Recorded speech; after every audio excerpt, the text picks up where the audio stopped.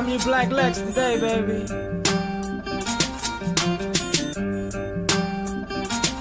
Now you ain't never gotta like me, that shit is overrated. You need a hero to love, I'll be the villain that you hated when it's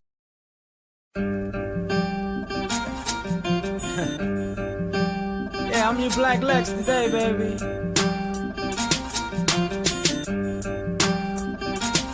Now you ain't never gotta like me, that shit is overrated. You need a hero to love, I'll be the villain that you hated. When it's all said and done, you gon' love me. Me kissing babies, fucking ladies thinking of me. Cause I'm the villain, the bad guy, the one that's supposed to lose. But I'm American, baby, so the rules all skewed for me. Steal your identity, fuck up your credit for free. Police know it's stolen, but they still make you pay the fee. And you don't respect me, for real? I'm the one that's showing you what the real world is. All these backroom deals for your kids' future.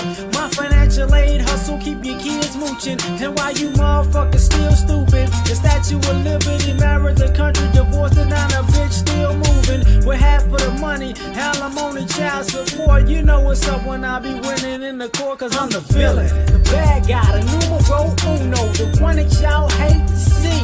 Cause I'm the big dog, the head honcho, H&I-C, everybody wants to be. Damn right, I'm the villain, the bad guy, the numero uno, the one that y'all hate to see. Cause I'm the big dog, the head honcho, H&I-C, everybody wants to be. They try to tell me thou shalt not steal. In the same church they tell me Jesus white, is they for real? They try to say the land of the free, minus the slavery, plus the fact that you pay for land these folks stole for free. And you wanna be Superman. Did you forget that Lex Luthor became the president? You lacking common sense, that's why the villain lives. That's why the villain's right. They turn on Superman, man, they turn on Jesus Christ. Even the devil got teams like Arizona State, Duke, the state of Jersey. That man say you're sold and he can't get a jersey. Y'all go to church on Sunday and you claim you're worthy. That's why I got my credit and I'm charging 10%. You finish paying me and you gon' pay me triple, bitch. So why'd I be a hero when a villain gets paid? And women like paid, so the villain gets laid. So I'ma be the villain, the bad guy, the numero uno, the one that y'all hate to see.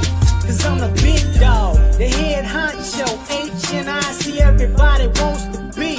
Damn right, I'm the villain, the bad guy, the numero uno, the one that y'all hate to see. Cause I'm the big dog, the head honcho, H&I-C, everybody wants to be.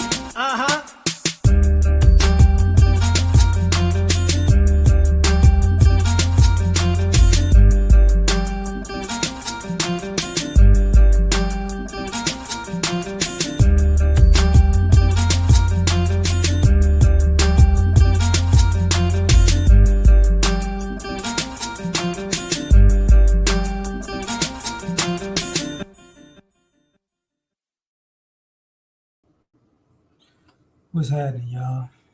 It's been a heck of a week.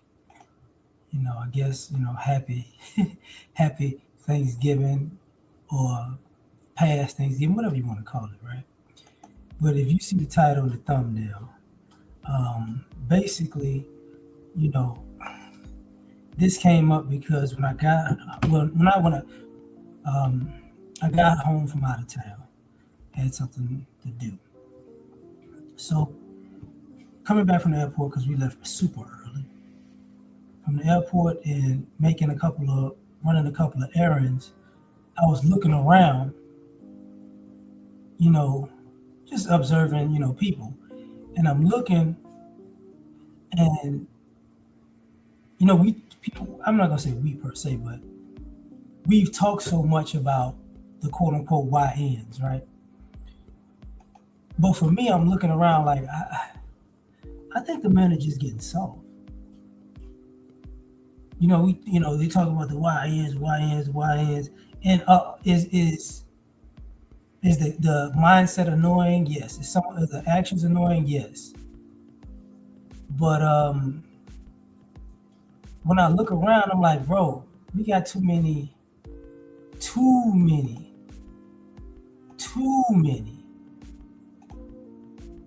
guys out here that I don't know what y'all been doing with y'all adulthood. And then I gotta ask myself, Maybe I'm just getting old and surly and becoming a hater, one of the back in my day type of people.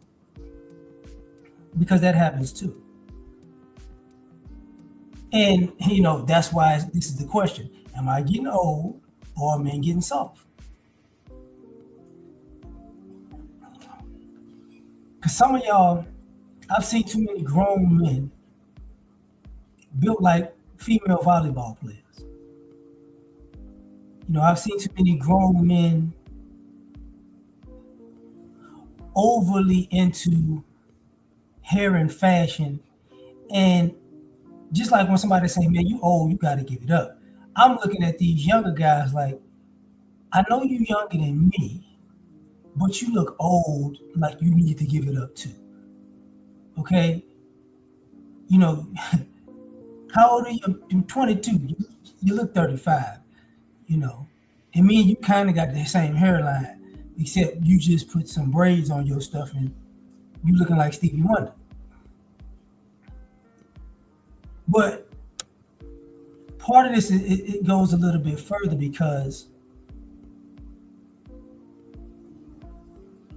I got a little bit of a chance to watch the thing with Oprah on her YouTube channel where they were talking about the no contact movement. I'm no contact with my parents, blah blah blah. What's up, man? And part of me listening to them, I'm listening to these people and I'm like, y'all just soft. Y'all soft. Like, I get you don't want to be disrespected. I get you have no contact, right? But what I don't get is why do you sound like you going through sobriety? I went no contact with my parents for 3 years and 2 months now. Why did you count? If there's no contact, why did you count it up? And part of what I'm getting at when I say that is, oh, you just soft and you being passive aggressive, and this is the story you tell people for you to have an excuse to pull somebody into your BS. You know, and that's speaking from a person who has done the no contact thing. But it's like everybody like I didn't count the days and months. I just was like, all right, I'm done. But but I say that to say because part of this, like when I'm out, I see the parents and the kids, and especially the boys, like, and then I have to ask the question, you know, I'm in the burbs, and I've been in the burbs for a minute, and when I was a kid, young man, the stereotype was always that the burbs were soft. So when I see parents with their sons in the burbs, the sons are normally soft. You get what I'm saying? Like the little boys look like, they're gonna be, the captain of the cheerleading team. And everybody doesn't have to be like, what do you call that? Like super aggressive. That's not what I'm getting at. But at the same time, when you're looking out in society, I'm like, bro, I don't think this is good. Like I think we got a problem here. And since when I did the thumbnail, I put an older black man and a younger black man on there for a reason. Because part of this, I think black men are just getting increasingly soft. And I'm not too sure how this is going to end. Well, I know how this is going to end if it winds up being what I'm looking at. Because, like I said, when I was younger, the suburbs had the soft reference. And a lot of the kids in the suburbs, they actually weren't built for adult life. It might sound weird, but they had the connection, they had the network, they had the complexion for the protection or whatever. But in life, a lot of them weren't cut out to actually be good adults.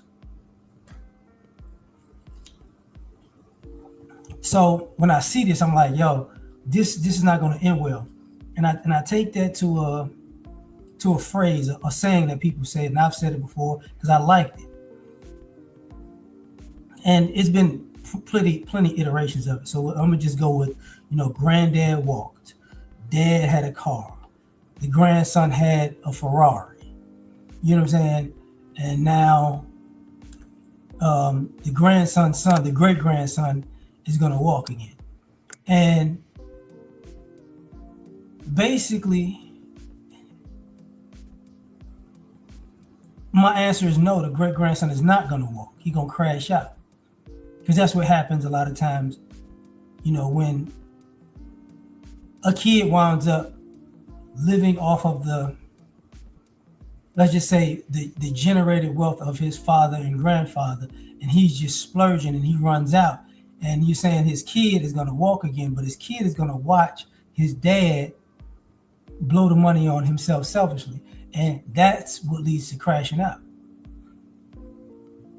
But because the underlying topic is the family has the resolve to do it again because it was done before. But when people get soft, no, they don't have that kind of resolve.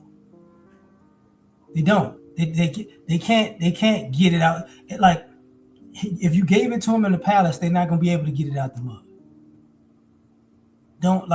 Don't put that on them like that. Don't put that on them, Ricky Bobby.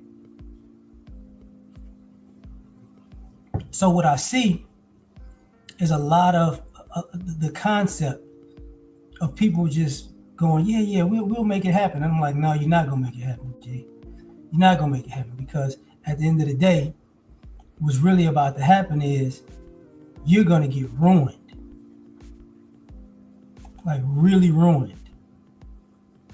And unfortunately, a lot of people won't be able to recover from this. Now, my reason for, I got other reasons for doing this. So one of them is this.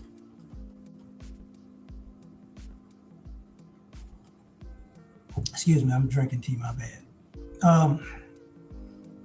When we got on social media, and shout out to Edward Anderson, I was listening to him, one of his live streams from a few days ago, and he was like, I don't do this for the money, I do this for the love. And that's cool. I do it for that too. But I will say this. There has been an image put out there about what masculinity is by some of the quote unquote red pill community. And a lot of people got misinformed in a sense, because there have been people in the red pill community that was just soft. They may not have blown up on social media. They may have blown up on social media, but they were soft. They are, not word, but they are soft. And who they're really catering to is a soft demographic of men that's looking for an excuse too. And this is when people might give me the, hey man, I think you just old. I think you old and you getting out of touch. And I'm like, I might be. But and here's the other thing. There's this balance between, if you're not giving the youth guidance, they're gonna make decisions based on things that you might not like or approve of, and that's very true. But in this information age, given all this information, I have to look at it like, man, you were given the information, you just gravitated to the easiest way you could find, which means you wanted to take the easy way out, which means you're soft, and which means that easy way is going to wind up crippling you and hurting you in the long run, but you don't care right now, at least. So some of the content creators that a lot of people have followed, let them make excuses for entertainment. Sometimes, even when we were talking to self-improvement kick, a lot of guys like to hear the self-improvement stuff online, but they weren't implementing it implementing self-improvement in their day-to-day life. It was like daily affirmations of a lazy man. Oh, I heard you. Kind of like people go to church. Ooh, it set in my spirit, and oh, oh my God, I feel so empowered and so manly and so masculine today. And so, what you gonna do about it? Nothing. Watch another video. Because this is what it looks like over time. Like, yeah, man, this is a trip. Is it impulsive? So if I'm in Gen X and boomers are the weakest, I don't know about that, G. I don't know about that. I can't. But you know what? I tell you what. What if I'll put the link in the chat from me? I'll put the link in the chat if you want to discuss this, and if that's cool with you. Because like you see the title, am I getting old or getting soft? If you want to pop up and we can hash some of this out, I'm cool with that, fam. I really am. So just let me know. Because some of these hard times we created, yes. Yeah. But some of this stuff is self-sabotage too. You know what I'm saying? So like and here's the other thing.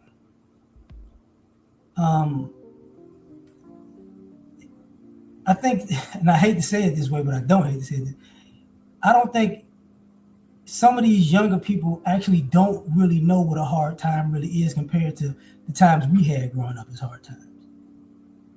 The hard times don't match. Like when I was younger, there were some things that my parents and grandparents that went on in their time period I didn't have to deal with. So, and some of the things that they dealt with, I can respond completely differently than they could in their time. You get what I'm saying? So it's a catch-22. It's a catch-22. Uh-oh.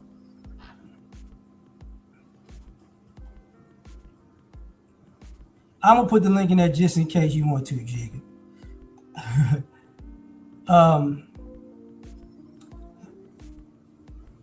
So here's the issue. Well, here's one of the issues I'm talking about. Because now, when people are looking forward to the future, it doesn't look good. It doesn't look, the future, quote unquote, doesn't look good when we look at some of the young men out here. We're like, because it's not just the responsibility of men building and men creating families and men creating legacy. That's part of it. But the other part is men rolling up their sleeves and making the best out of an unfair situation. That's the part that we like, I don't know, G. I don't know if y'all gonna make it. Because we weren't getting a fair shake either. But some of the things that we dealt with, you don't have to personally. And some of the things you deal with, we don't have to. Because even when it comes to the college part, right? Like the people that went to college and they feel like it was a setup, I understand it. Because I was right there. I got you, Jacob. Give me 1 second, G. Can you hear me? Yeah, can you? Yeah. What's up, bro? What should I call you? What's your name? It's just say L.A.R. It doesn't matter. L.A.R. It's nice to meet you. Nice My first time ever. Too, so, I guess to start, I don't really disagree with you fully, but is your point that men of the newer generations are just less masculine? Not raised to be less masculine. Less masculine in the sense of lazier. Okay. Yeah, no, I can see that. I don't think you can generalize it. I think, in my opinion, the men of Gen Z at least are just more polarized on both sides of the spectrum. There's lots of femininity. I think masculinity is dying slowly, but I also think that there are lots of strong men in this generation. And also, I don't know if you can really blame the younger men as a group entirely, because I think it's more of a societal issue. Let me give a caveat when you said that part. Partial, more effeminate. I see more effeminate men than usual, like that Okay. I've grown up with. Give me 1 second, George. I got you. Is this all anecdotal, or is it on like social media? Pretty much day-to-day life type of situations. Like I've seen the progression of it over the years. Okay. You get what I'm saying? Yeah. So it's you can say it's anecdotal, but at the same time, I've seen the increase of like, dang, like it's a lot of effeminate guys out here. And I'm not saying guys are gay. I'm just saying you can tell they're softer than I remember. Yeah. No, I can Like the see guy that. down there, George Macon, soft like no, that's my homeboy. Wait, can I ask what? How old are you? 46. 46. That makes you Gen X. Right. I guess I don't really have a problem with Gen X. I think Gen Z and Gen X are more similar than different. The weak men, in my opinion, were the boomers. I think the boomer generation was the weakest. I don't know if we disagree about that. You gotta explain that when you make that statement. Okay. Well, are you guys familiar of how the economy in America was different when they were in the 50s, just pre-Reaganomics? Yeah, but like okay, but I have a perspective of that. Part of the economics being different is the two world wars and Jim Crow. Yeah. You get what I'm saying? So the economy back then still was propped up on some BS. Yeah. Sorry. Well, how can you say the boomers were weak men when they survived two world wars? They survived Jim Crow. They survived so many different things that y'all generation couldn't even fathom. So the silent generation, the boomers came after World War II, right? So they didn't fight World War II. The war they did fight in was Vietnam. Yes. And I mean, we could argue, I don't think Vietnam was the right choice, but they lost Vietnam. And I think they lost Vietnam because they didn't want to fight it, right? But they lost Vietnam, and then when they were in power, when they became politicians, they sent us to Iraq in the Middle East, right? Yeah, okay. Part of that is partially people don't get the whole story. Yeah. So what I mean is, don't get it twisted. I forget which generation it was. It might have been a silent generation. They lost to Cuba. Yeah. Like America's lost way more wars than people admit to. Oh yeah. Vietnam was a loss. The Korean War was the silent generation. Yeah. So, and another problem I have is and you guys should also have this problem, is we're not going to get any social security, right? That's a boomer thing. But we pay their social security. So that's a big problem I have. I get it, but it might sound weird to hear this from us.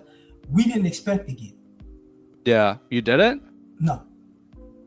Well, I mean, I think that's even worse. How could you, I mean, I forgot what the percentage of the social security tax is, but I don't know. I think I have a problem with that. And I think that's kind of weak, is it not? I'm going to ask you a question so we can act and have a discussion. Real quick, L.A.R., I don't think that has anything to do to what you're bringing up doesn't have anything to do with the generation being soft. That may have everything to do with certain choices that was made by people throughout the generations through a progression of time, but it has nothing to do with soft.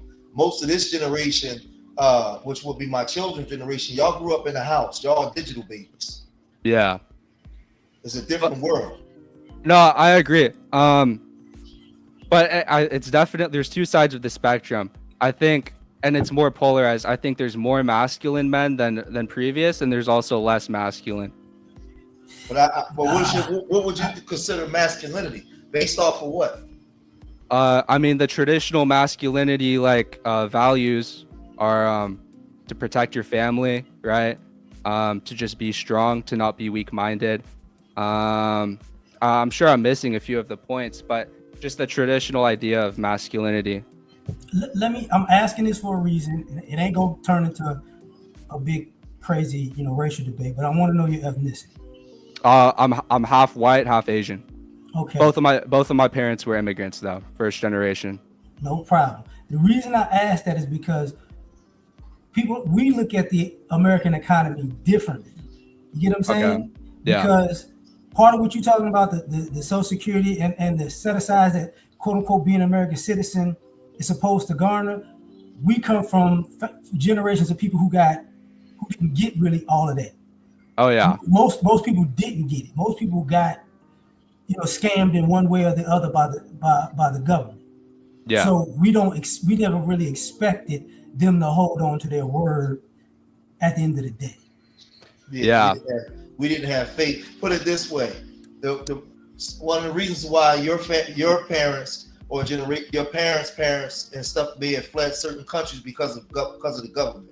When you come here, you guys have a fresh start and a different interpretation of what America is, as opposed to the African Americans who's been here under the tyranny of this government.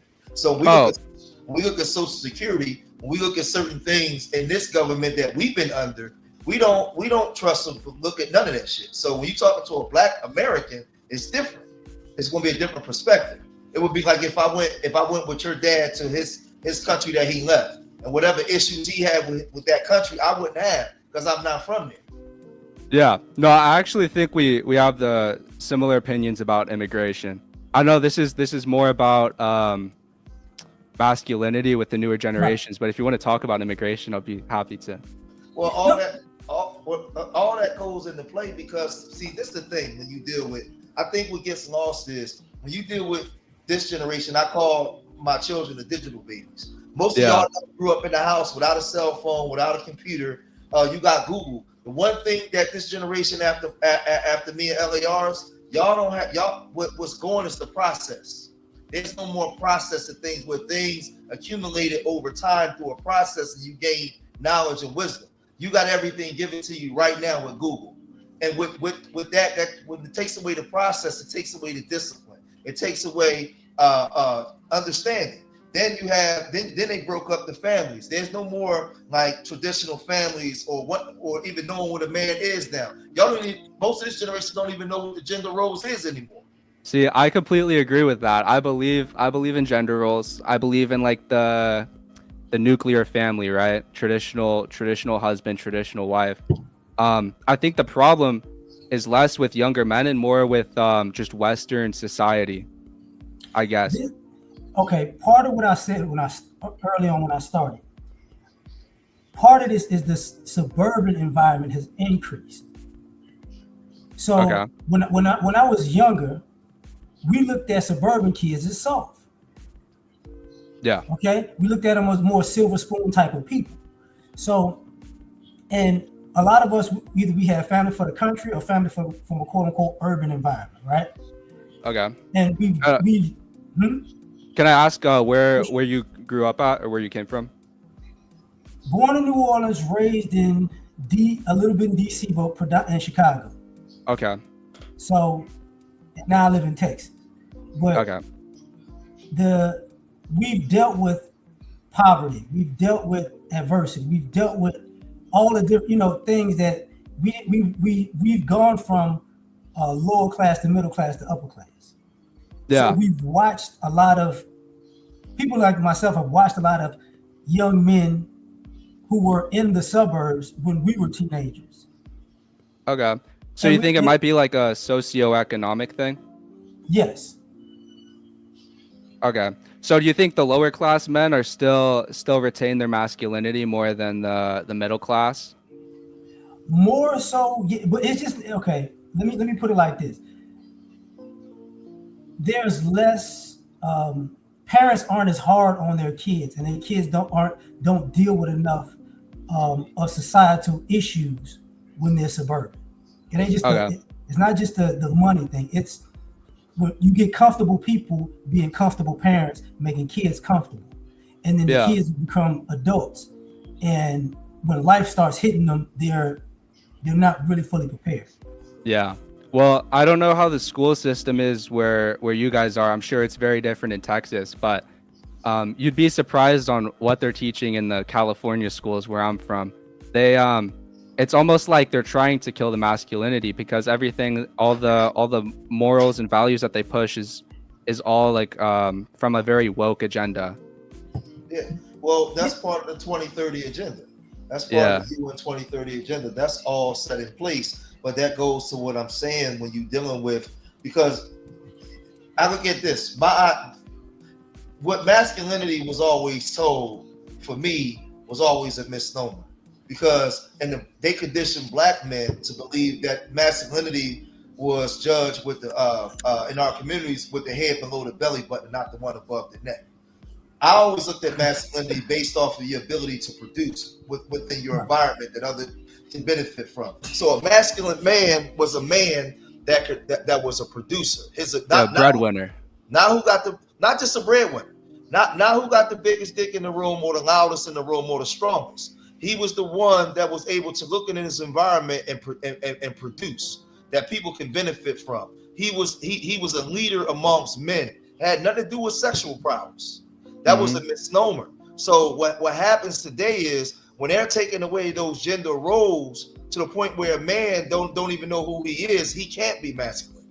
So you're going to be soft. So it has nothing to do with the wars or who did this. It has everything to do with the way the men are being reared up in today's time for this 2030 agenda for women to come into power. And if you got women coming into power, you can't have these quote unquote strong men unless they're being told what to do. I got you. The 2030 agenda, can you speak about that? Because I'm not very familiar. Well, you can look it up. It's the UN 2030 Agenda for Sustainable Development. It's bringing in the all-inclusive society. Henceforth, you see the LGBT community coming into rise. You see women's rights. You see women becoming presidents and nations across the world. Like they got a woman president in Mexico. And we know the Spanish men are very male chauvinists, right? But you got a woman president. All this stuff ain't something I'm making up. It's when you watch these movies and you see these women in dominant roles, you see them destroying the genders. That's all part of the UN 2030 agenda. You should look it up. You're young. Yeah, I just looked it up. You should look it up. I had no idea this was real. Oh no, it's happening in front of your face. Like, no, when I was a teenager, right? When we were in school, high school, college, they were trying it, but I vividly remember them talking about us in Gen X, and basically, X means we was the lost generation. That's what they call us, the lost generation. So for the most part, they taught us, but they gave up on us. You get what I'm saying? Yeah. So we weren't supposed to be anything. Like literally, like the way people my age talk about the younger generation is ironically this part of the same way we were talked about, but we would say even worse. Well, they was preparing. They started in our generation. What you see transpiring now with the advent of machines. Where if you pay attention, how old are you, Jacob? I'm 18. So check this out, right? You my son age. If you pay attention, when I was growing up, when I was 18 years old and in the streets, whether you selling drugs or working, you made a lot of money. You went and got a girlfriend, you had some money, whether you had two girlfriends. Like we had a girlfriend, you got a house, you had a baby. Like we didn't run away from those things. That was normal. Yeah. Nowadays, because they got technology and machines, what y'all don't realize is you've been socially engineered by the system to not want to have babies, to not be married, because they don't need you to work in factories no more. They don't need you to produce bodies to boost the economy. They got the technology and machines to do it. So this whole conversation is based off of the technology that's coming into play. They started in me and L.A.R's generation.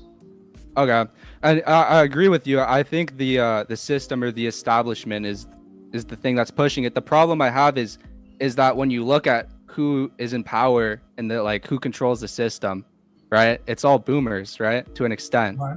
It's a majority boomers, and that's the only problem I really have with boomers. They came into power in the 70s, and they refused to sell their houses. They refused to leave politics, and in my opinion, what they've done with America isn't very beneficial or good. I'm gonna say something in theory, right? Because it's part of the issue. The boomers that you're talking about, the vast majority of them were suburban spoon-fed silver spooners. The Mhm. vast Yeah. majority. You get those stories. Oh, we came up from nothing, and but you start looking into people's families. You go, okay, you were so part of the leadership issue with them is the fact that they weren't the type of people to get their hands dirty. So they manufactured their policies for other people who didn't like to get their hands dirty. Hmm. So this is why you see the society you see now. And part of that issue is, and I'm using the phrase hands dirty, you're 18. Yeah. George is older than me, and we see less and less men able to work with their hands. Less. And I'm Yeah. not just saying that for occupational purpose. I'm saying in your personal life when you need to do it for yourself. Guys like, I ain't gonna do that. Maybe I'll pay somebody to do that. And it's like, wait a minute, bro. That's not that difficult. Why can't you Yeah. do that?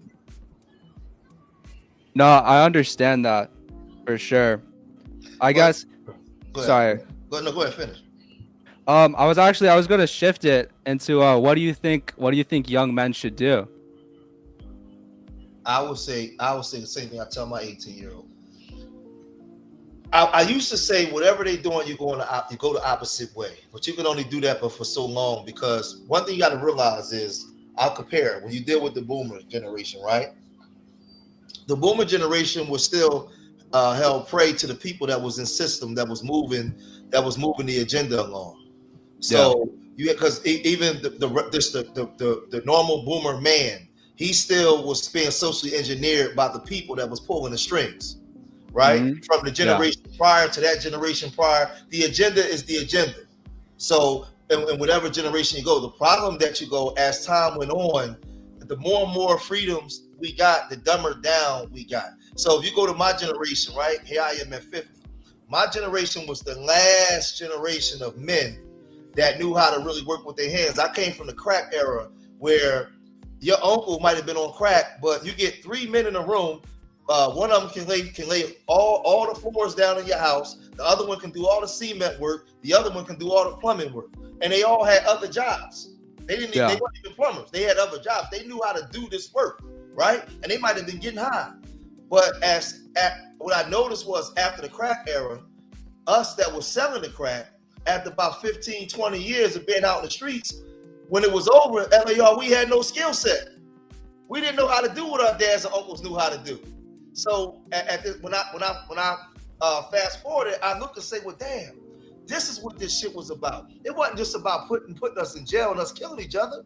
So I got that on the table, but we got a whole generation of boys, 2 generations of boys that don't know how to do anything with their hands anymore. Yup. Ooh, so while we was outside running wild, we wasn't learning how to lay drywall. Am I wrong, L.A.R? No, this is part of like it's been decreasing. I know for a fact my fathers and grandfathers would be like, y'all getting soft. And we used to be like, man, what are you talking about? Yep. But as we got older, we like, oh, and we had to prove to the older generation, no.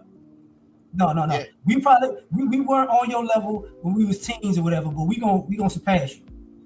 That became an issue that we had to get past. We had to call our uncles L.A.R to help put cabinets up because we didn't know how to do them. Yeah. Okay.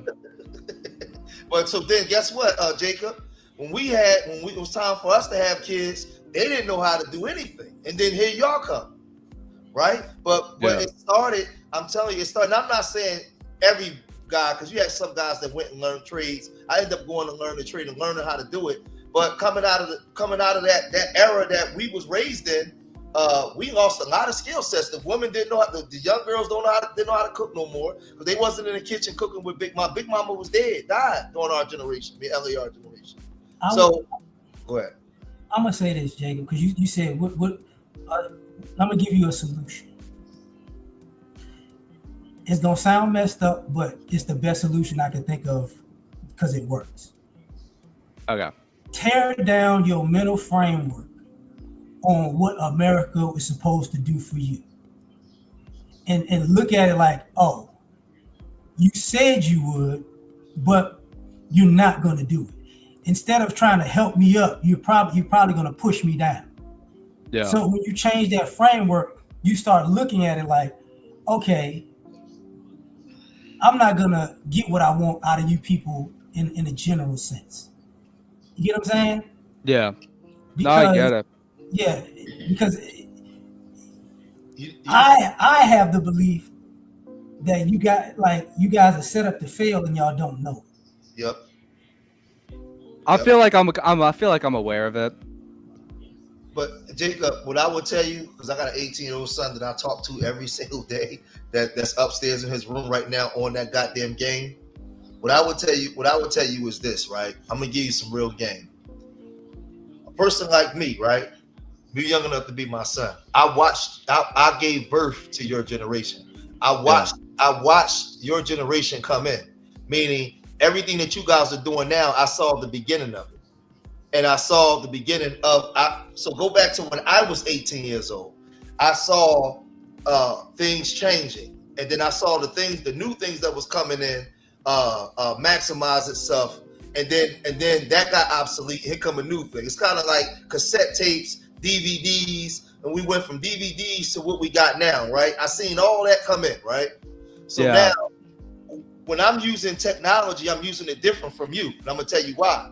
You never lived a life without a cell phone or any type of technology. I did. I lived without all that stuff. So now I use it for the full benefit of moving me forward because I know I can see the good and bad to it. With you guys, it's just a way of life. So I'm telling you, I would tell you, Jacob, don't become just a digital baby to the point where you don't know anything outside of this digital stuff. You have to still maintain your self-awareness and your own way of thinking. Your what's they call it? Your own memory. You have to use this technology to benefit you going forward where you can sustain yourself, but don't get sucked up into it like y'all generation do. Like everything, if you notice, y'all generation, everything y'all do, y'all put online. There's no secrecy, there's no nothing. Y'all put everything out there. Don't be like that. Don't Oh let no. the technology do this to you. And I'm just gonna say this. I don't have any social medias. I don't use TikTok or Instagram or Snapchat. The only internet I really use is on my computer, right? But the only problem I have with this is if we can agree that masculinity is dying because in this generation, the new ones, because of society.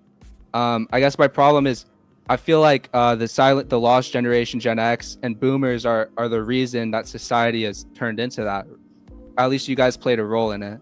I would say we played like I'm gonna say this as a because he's got an 18-year-old. I know he got more kids. I have a 19-year-old. One of the things we learned, one of our biggest mistakes as Gen X parents, we didn't want our kids to have the life we did. We didn't want them to go through the struggles that we did, and it crippled. And also, society started changing in a faction of our kids were able to run away from us being hard parents. They had too many outlets. But I remember that as a kid. Like I remember as a kid, they used to tell us like in schools, like if your parents are doing something, you can tell us, and basically we'll call the cops and child protective services and get you out of the house. And our parents used to be like, if you call them people, I hope you know you're finna be living with strangers. And it clicked to us. Like, oh, okay. Yeah, I ain't doing that. But Okay. Sorry, like, I'll let you continue. No, you got it. Forgot my train of thought here, but I guess what I'll say is it's very hard to be a masculine man as a young person in today's society because everywhere in society you look, everyone's telling you that it's wrong. In school, at least in California, they're telling you that it's wrong. All the books we have to read are multiculturalist, feminist, like they push a woke agenda. So I guess it's very hard just in today's society to be a masculine man. And I'll say this, my mom is not a traditional mom. She doesn't cook. She has a job. And my dad isn't a traditional dad either. He's not the most masculine, right? Our family dynamic, he's not the dominant person. And I feel like I was able, just being raised in that family, I was able to recognize the issues that stemmed from that. But in today's society, I feel like lots of other men in my position are just brought to believe that that is the correct way, I Well, guess. I get it. Like Derek, you can unmute and say whatever you want when you feel like it. Just for the record, I will tell you this, Jacob. Um, they did that with, like the same thing that you're going through. They did it in some ways to us too. It was Okay, just yeah. we didn't respond the same way. So when you say men in today's society are becoming weaker, I can agree with that. I just don't think that they're fully to blame. No, I'm not saying they're fully to blame. What I'm saying is they're slow to recognize. They're too comfortable in being soft. Yeah, well, let me say this too. Nobody's to blame. This is the part where I think we got to put it in perspective. And as you get older, Jacob, you're gonna recognize this. The agenda is the agenda. You have to learn without what as a father figure, as a big brother, as an uncle. I would tell you, you have to learn to look outside, right? Look outside the conditioning or the circle that we're in, right? Pay attention to who's pulling the strings. Social engineering, from the TV to the music to all these things. Who's controlling these things? Who's controlling the way you think, to the point where you think your thoughts are your thoughts, but it's not. You're being provided how to move. Just listen, because I'm giving you some game. Okay. I'm giving you some game. When you look at our generation, to my father's generation, to his father's generation, all the way to yours, people are making decisions based off of what's being presented to them, and they living their life within that box. So that's why it's called social engineering. You're being social engineered to live through somebody else's creation. I mean, like with the work, how you do everything is beneficial to the elite groups. They create this. So the thing is, when you understand this, you understand that the same thing that you're saying, that was somebody saying this 30 years ago. Then 30 years from now, there'll be somebody saying something about your generation. Well, they allowed this to happen because people are not paying attention to who's controlling the strings. You're being told to behave a certain way or to do this. They're giving you the technology, right? They're giving you all the things to destroy yourself.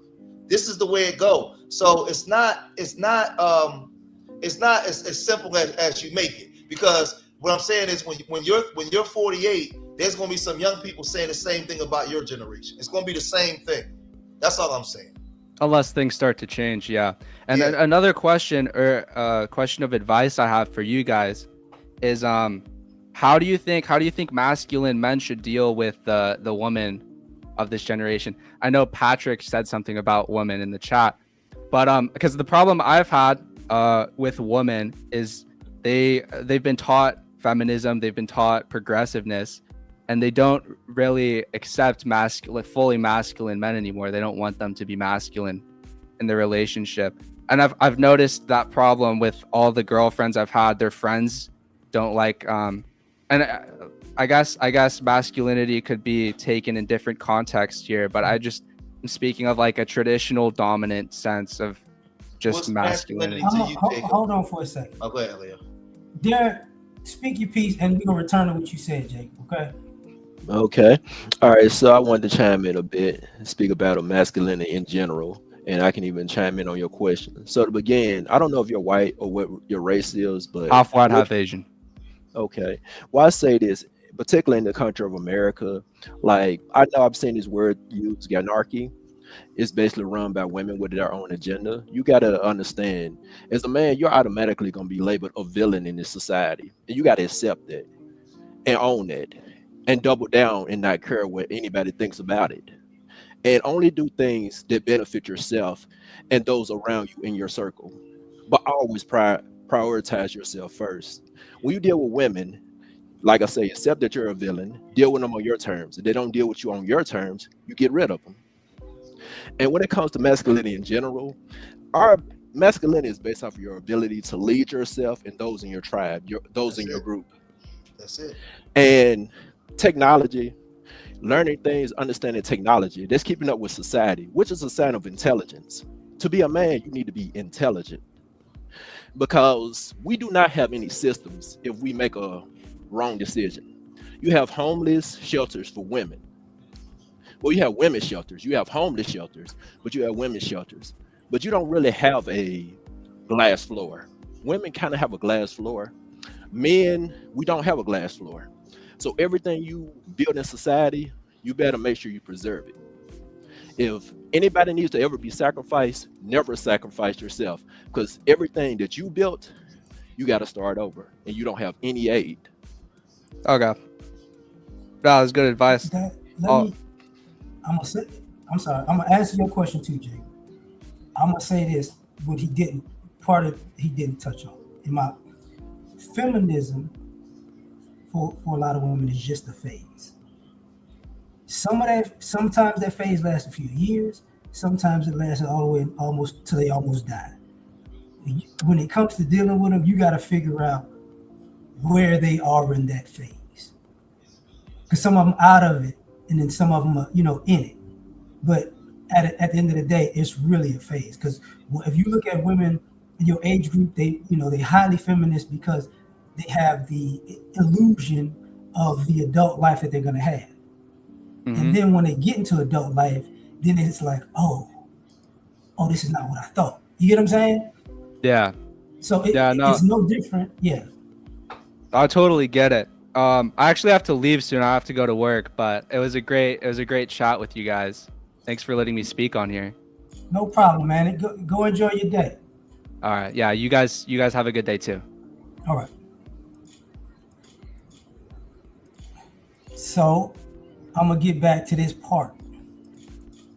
Um, the reason I keep saying, am I getting old? Because I got to add that to it. Sometimes we get older and we're kind of jealous of the youth because if I knew what I knew, like, because when we were young, we did dumb stuff too. But it's like, man, if I was your age right now, I'd be a problem because you boys ain't got it. But we had the same issue, like the older guys tell us that too. The thing that I see now is younger men are taking longer and longer to find themselves in manhood. And that ain't like, that's problematic to me. You know what I'm saying? Like, and it's partially just because as George was talking about, a lot of digital babies. You're inside all the time. You're not interacting outside. So you might be 15 doing 7, 8, 9-year-old stuff. You might be 20 doing 13, 14, 15-year-old stuff. You know what I'm saying? You might be 30 doing 22, 23-year-old stuff. And it's normalized because the vast majority of the generation is doing the same thing. And we used to hear that, 30 is the new 20 and 40 is the new 30. And for us, that's like, no, you just screwed up. Is that a generational thing though? Because I actually have spoken to many men who are a lot older than me who are extremely stupid. That's oftentimes why I say that the difference between an old fool and a young fool is the old fool has been a fool a lot longer. You know what? Yes and no. Because what winds up happening is old fools did used to be young fools. But young fools we used to actually learn from old fools to not be old fools. Oh yeah. You So definitely learn what not to do from a person's mistakes. I always say that a smart person learns from their mistakes. A smarter person learns from mistakes of others. And a stupid person doesn't learn from anybody's mistakes, including their own. right. So that's what like part of me saying people are catching on later is I'm looking at younger men do things that was not normalized when I was younger because we knew it was going to end bad. Like, and I hate to use this reference, but I'm gonna use this reference. They used to say my generation was the dealers, now this younger generation are the users. And for us, we can see that dope fiend mentality in the youth, and we know, this is not going to end well. And it's not just as far as the drug use, it's the decision making. People are making decisions like dope fiends. But isn't it different though? Because I mean, you're a late Gen Xer. My oldest brother is just a year older than you, but so he's a late Gen Xer. But I mean, y'all came up in the '80s, which is a crack generation. So you had dealers, but you also had enough people who was on crack that is called the crack generation. That's why oftentimes I say we're really just going in a cycle. The only thing different between, well, I'm a millennial, but the only thing different between our generations is we have more social media. So people are literally posting videos of how stupid they are. But that's the difference. It's not the same. I'm gonna tell you why. But this is why what I told him, the young boy. My generation gave birth to y'all generation. I saw this generation coming in. Me, I can use my eyes, and I can see the differences between my generation and this generation now. And the biggest difference, because you have issues that are similar, but the biggest issue with my children, as opposed to me, is the process.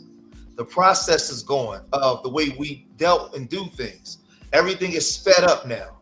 There's no more process and the decision making and the learning process of things. So once you take that part out, you get what you get today. You get a problem. Like you got y'all. It's the Google era. It's the the minute we have one argument, the relationship is over. Everything is sped up today, as opposed to when we were growing up. We did things in times. Even the music, songs are there in like 2 minutes. You say, well, go make a 4-minute song. They'll go crazy. That's too long. The attention span is different. So it's a whole different world than it was when I was young. But what it sounds like you're saying people are just reaching the same outcome, but they're doing it quicker. Because I mean, from what I gather, no, it's not the same outcome. Because if it was, it's not the same outcome. Because people today, they don't even want to have babies no more. They're not. It's a different world. It's going into a different world. We don't come from the same world. Let me interject for a second. Just bear with me when I ask this question. Okay. Derek, you a basketball fan? I am. I know basketball very well, actually. Okay, so for us, I'm going to use the Dream Team as an example. Okay? The Dream Team came in place because other nations were using professional athletes and we were using college students. So they said, okay, we're going to have our best against y'all best. Let's see how they go out. And the Dream Team crushed everybody in the world, right? And then the next group was the Dream Team 2 in 2000. And the Dream Team 2 was in 94. 96. 92, no, 94. 94. The Dream Team 2 was 94. They don't call it the Dream Team 3. Because the Olympics was 92 in Barcelona. Then they had the one in 96 in Atlanta. They had the one in 94 too, because Glenn Robinson was on that one. That's the World Championships. I see. That's the World Championships. Yeah, bro. It's 90. The next one was 96, bro. And then 2000 was, I think 2000 was the one where Vince Carter jumped over the dude. Yeah. So what's the name of that rapper? I mean, I'm sorry, y'all. I'm talking about. The reason now I stopped there for this reason. After the year that Vince jumped over old boy, the players decided, you know what? I'm good. I don't need to really be on the Dream Team. We don't need to have our best. We could just, I could just chill out for the summer and send somebody else. And then you started seeing iterations of our best players, but our best players wasn't playing. And then since our best players wasn't playing, the other countries caught up because they got confidence because we wasn't really crushing them like that. And now you fast forward to 2025, you got a bunch of foreign players. I'm not hating on the foreign players at all because they bought them. But the fact that the players got so comfortable that they decided not to crush the competition for the future, they getting crushed by the competition that they created. You get what I'm saying? Yeah, this is what I'm talking about as far as the generations. People got comfortable, and now it's like, oh, well, where y'all dogs really at now? And that's why they had to bring the team back, and Kobe had to be there, and you get what I'm saying? Now we got to bring LeBron and all that, because now it's like, oh, we really shouldn't have done that. But it's too late. And it's a different mentality. See, the thing is, if you go back, if you go back to, I remember being a kid and my dad brought home a microwave, and my grandmother was like, "What the hell is that? Get that out of my house!"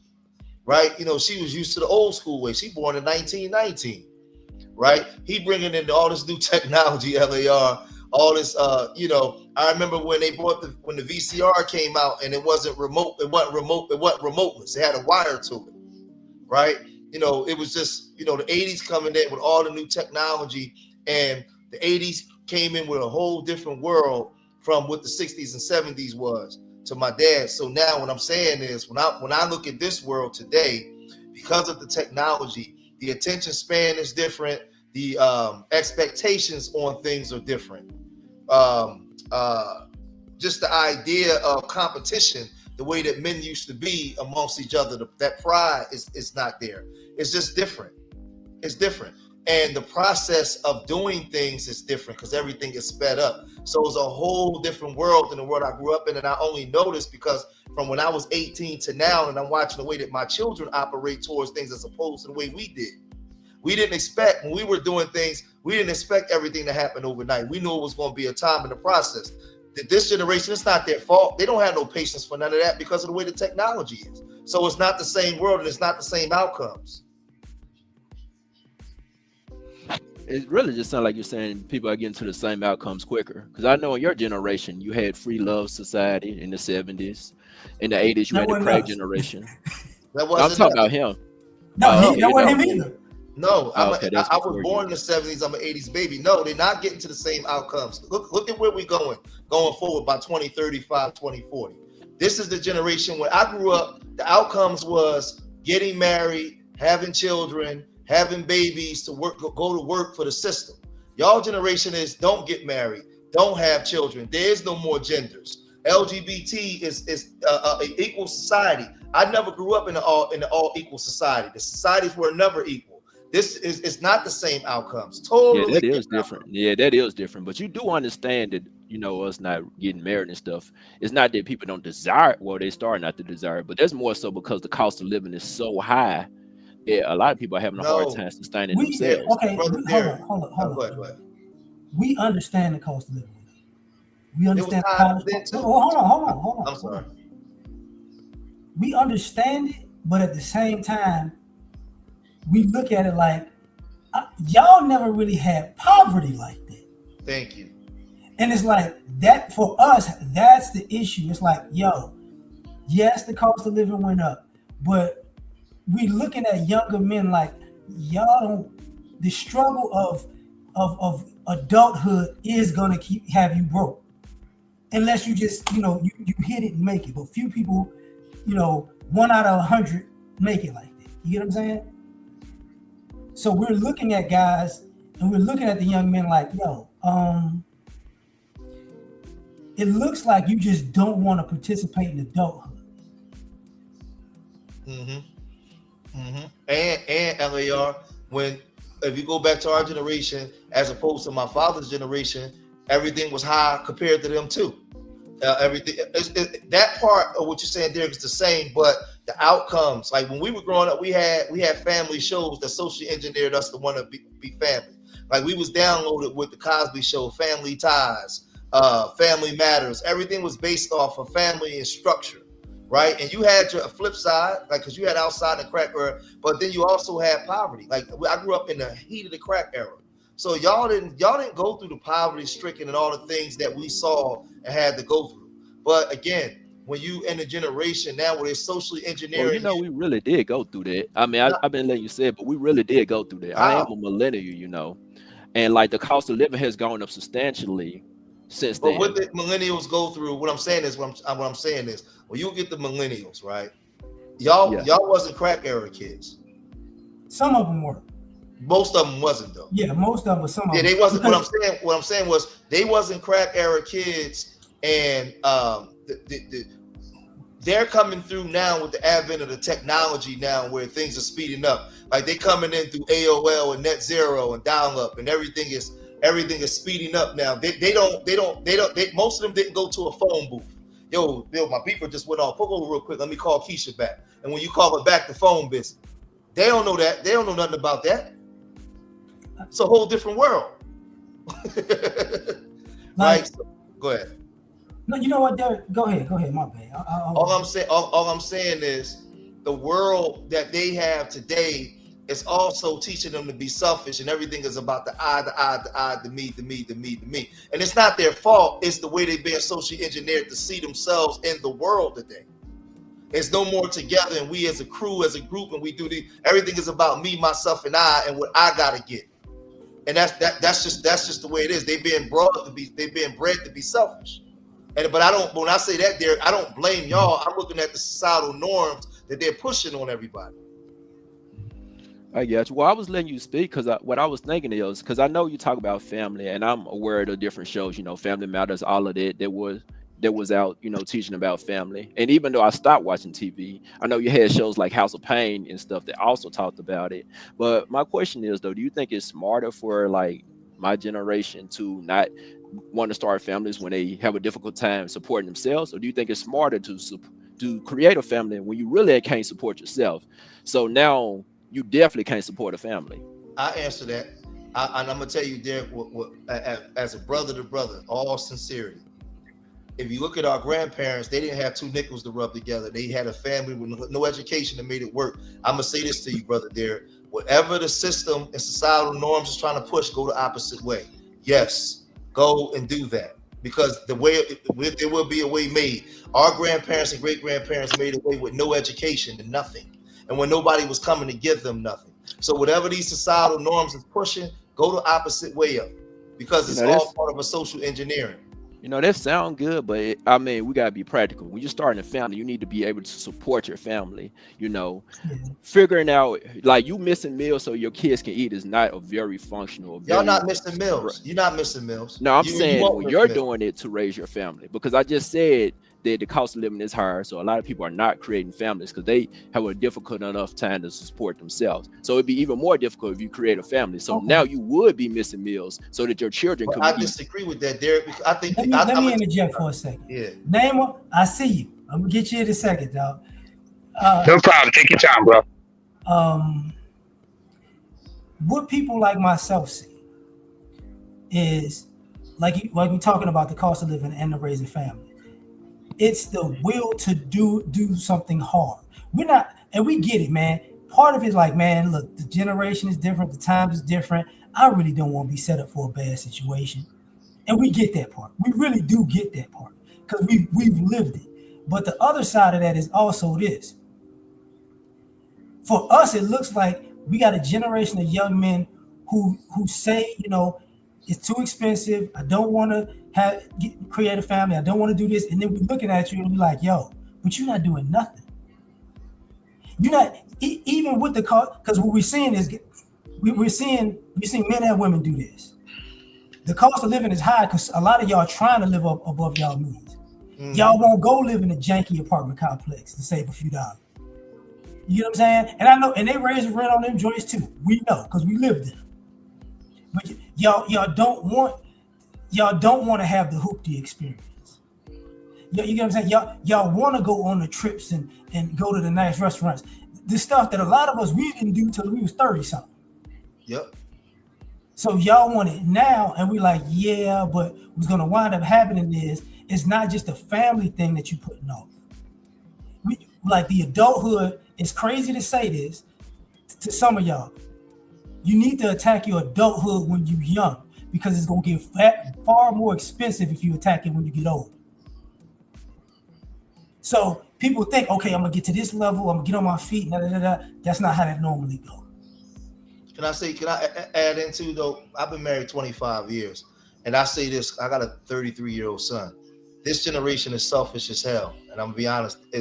The thing that it takes in order to actually maintain a relationship, to sacrifice the commitment, the willing. Again, this generation cares about a lot of vanity, and there's a sacrifice and things that it takes in order for it to make it work. If you love this woman and you love this man, and y'all willing to get together and make things work, because the world didn't start with y'all. The economy wasn't just messed up or out of control just with you guys. You guys are just, it's new that you guys are embarking on, right? And like I said, the world didn't start with you guys. So no, there's no excuse for that. What it is This generation has been bred to be selfish. They still like the biological things of having sex and making babies, but the actual sacrifice that it will take in order to raise those things, in order to get along, in order to love each other, you've been social engineered not to do it. Y'all Well, I not. can't speak on the dysfunction. I mean, the dysfunction is dysfunction. I'm speaking on the function, though. But the economy part is no. The economy. Listen, what you're saying is what people said 30 years ago and 60 years ago. They still found ways to make it work and happen because they was sacrifice for each other. Y'all not. Y'all care about yourself, and that's fine.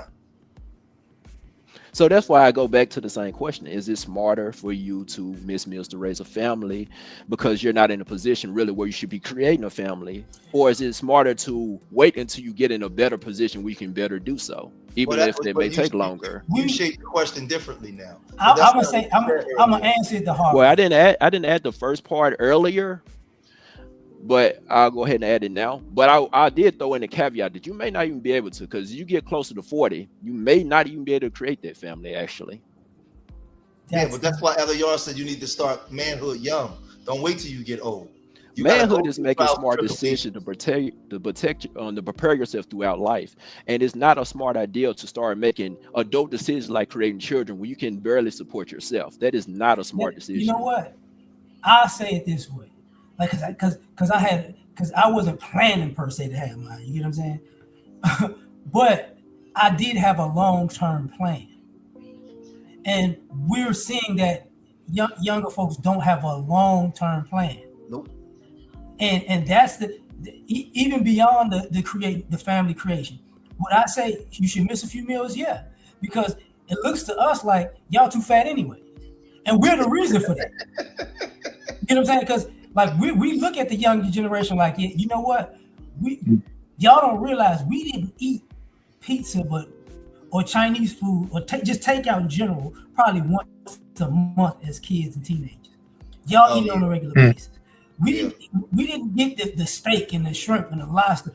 We didn't get that, and we became parents, grandparents, and gave that to the major reason why we're gaining weight is really the chemicals in the food. And I know that for a fact because I mean I go overseas regularly. I just got back in the country in October. I was not eating healthy foods. I was in Belize and they aren't cooking healthy foods. They cook things like fried jacks and stuff, which I'm eating regularly. I was doing a lot of walking because everything's in walking distance.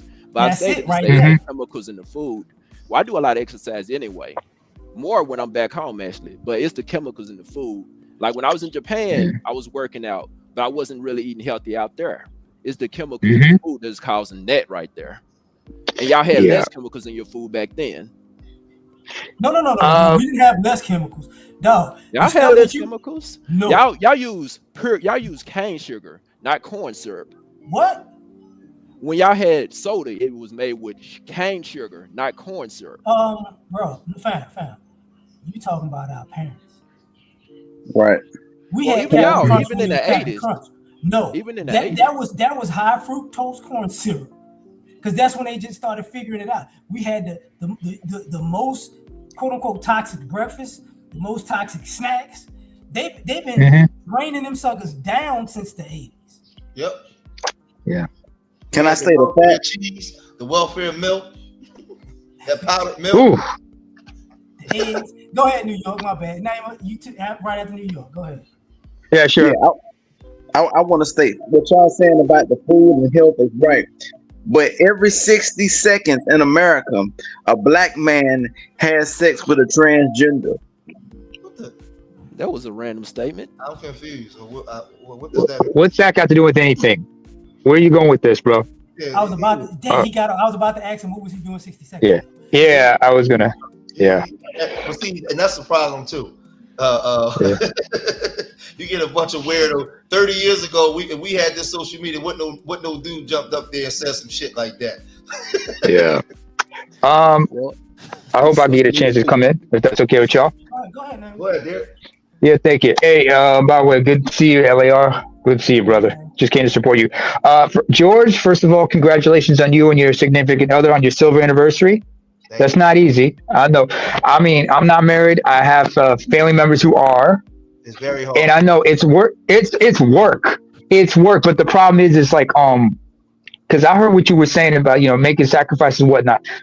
Dave Chappelle had one of the most important pieces of advice from his late father, Willie Chappelle III. William Chappelle III. He said, when he was 19 years old, he said, name your price in the beginning. And when things get more expensive than the price you name, get out. If you understand what that means, you understand. If not, I can break it down for you later. As far as younger men and whatnot, we can also argue that this system has been, and I'm on the outside looking in, excuse me about that, but this system has kind of hamstrung a lot of generations because, first and foremost, L.A.R., George, I don't know, when y'all were in high school, I'm sure you guys still had home economics and such, right? They had Yeah. shop and everything. Yep. They Well, I took had those that in high things. school too. They took Did you them have out. that in high school? I did. But eventually they would take them out. I took home ec. I took home ec because I Mhm. like. Yeah, I took that too. I They like Yeah, phased yeah. it out and then they put it back in. They phased it out until they put it back in because the thing is because what home ec did was prepare you guys for the outside world, how to be responsible adults and also be conscious at the same time.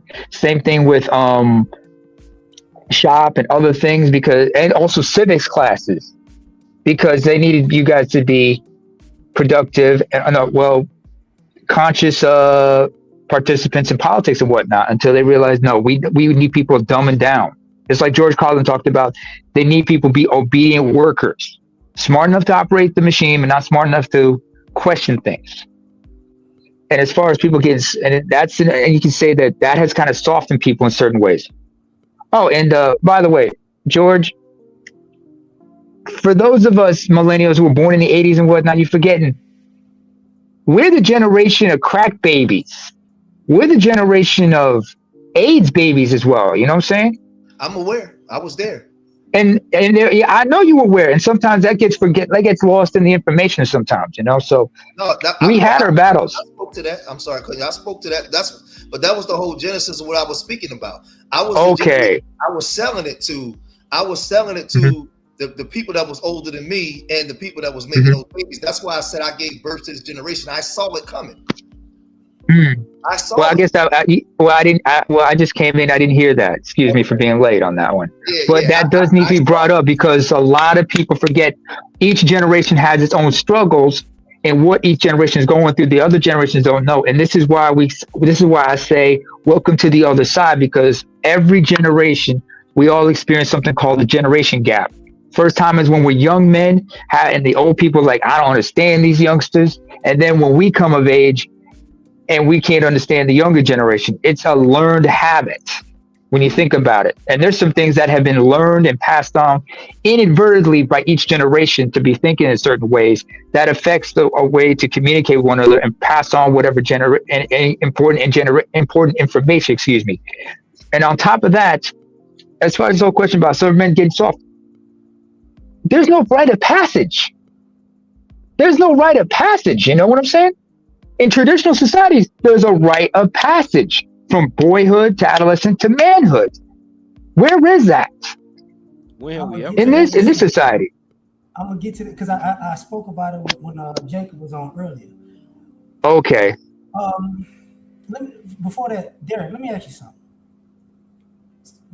We're gonna get to the Bible or something.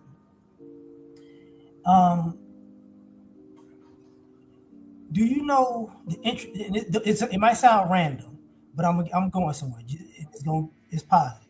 Do you know what the interest rates was in the 80s? No, I'm not sure what the interest rates were in the 80s. So you a grown man now. You notice how you get a credit card, it's like 19, 24, 28%. You see that now? Well, I don't use credit cards. Well, but you see how the cars are expensive and the interest rates went up on the cars. So the payments are more because they're more expensive and they're trying to string it on forever and a day for you to make payments on it. You know, I'm kind of the wrong person to ask those questions. I don't even really get cash cars. I know that. Well, actually, I heard that because I only really do cash cards. I don't like having car payments. And I don't use credit cards. I get it. The reason I asked you that is because basically, right now the 2020s is the 1980s to us. Because we saw our parents make like $17,000 a year, but they had a car payment, that at 17%. You know what I'm saying? In a cheap janky apartment, but sometimes you couldn't pay the electricity bill, so we were sweating like all hell. You get what I'm saying? Yeah. So what you're talking about now, as in like it's unaffordable, it's a lot of our childhood. And we had some of the best times of our lives living like that. So we don't think it affects children as adversely as you think it does. I didn't say it affects children. Because you're saying it's going to affect the adults. Well, yeah, what I'm saying is making a smart decision based off what you observed. Like, I'm saying it literally, I try to keep it vague, but I'm saying it from first-hand experience, because I got an older brother who's a year older than you. The other one's a year younger than you. And I know how they grew up and how I grew up. When we grew up, our parents were poor, but when they grew up, our parents were extremely poor, to the point where sometimes my mother would skip meals so they could eat. Mm-hmm. So I know it firsthand because because I know what she said. I know what they went through compared to what I went through.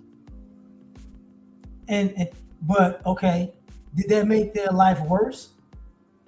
No, their lives weren't bad at all. But also, I'm aware that I should not put anybody in the position that they were in. So, but is that your world now? Is that who you are? No, I do pretty decent, Right. but I do want to do better. That's why I'm Right. like, we need to make a smarter decision than what our parents did, so So that he- we don't raise kids the way our kids came up. Yeah, they had a good childhood, but at the same time, though, you're skipping meals so your kids can eat, their own school lunch, your own welfare. That is not really a way to ideally raise your kids if you can avoid it. We don't disagree with that. we don't. But I'm going to be the harsh one out of this. Uh-oh. We're looking at young men and women. If they're struggling as adults now, they were more on the middle class side than they were the poverty side coming up. That's the shift between our age groups. You get what I'm saying? So we're looking at people who it looks like you don't want to live within your means. And if you have kids, it's a problem. And having kids could be stressful. It could be tight on the budget. But at the end of the day, when you say people are making good decisions, we're not seeing good decisions, because what we're seeing is young people grow old saying they're making good decisions, and they wind up with nothing and no kids at 40. Or I hear a lot of people from his generation say what he's saying now, but biology is biology. One thing they don't stop doing is having sex. I was just having this conversation with one of my youngers in the gym. They still like to fuck like everybody else do and have sex. And my brother Derek might not go make babies, but that's not, when I look outside, these people, they still doing these things. They still making these bad decisions when it comes to sex, while still having these same conversations. So what I'm saying, that's not a good example, right? Because right now, less men actually have That's children, okay, right? yeah. We know. And there's a reason for that. It's kind of supporting my argument right there, though. It's kind of supporting my argument. He said it's not a good argument because there are less black men with kids now. And I said, we know that.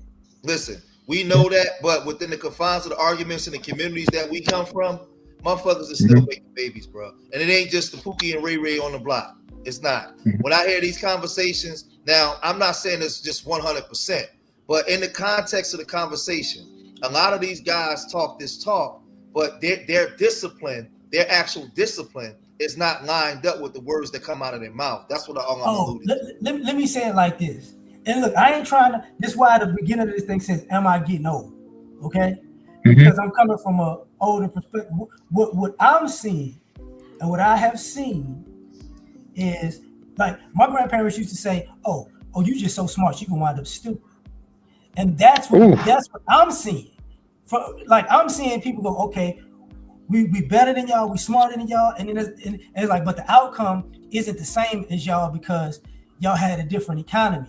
And we're like, no, the outcome is different because, and it might suck to say this, we're looking at younger men and women like, oh, you're too smart to work for.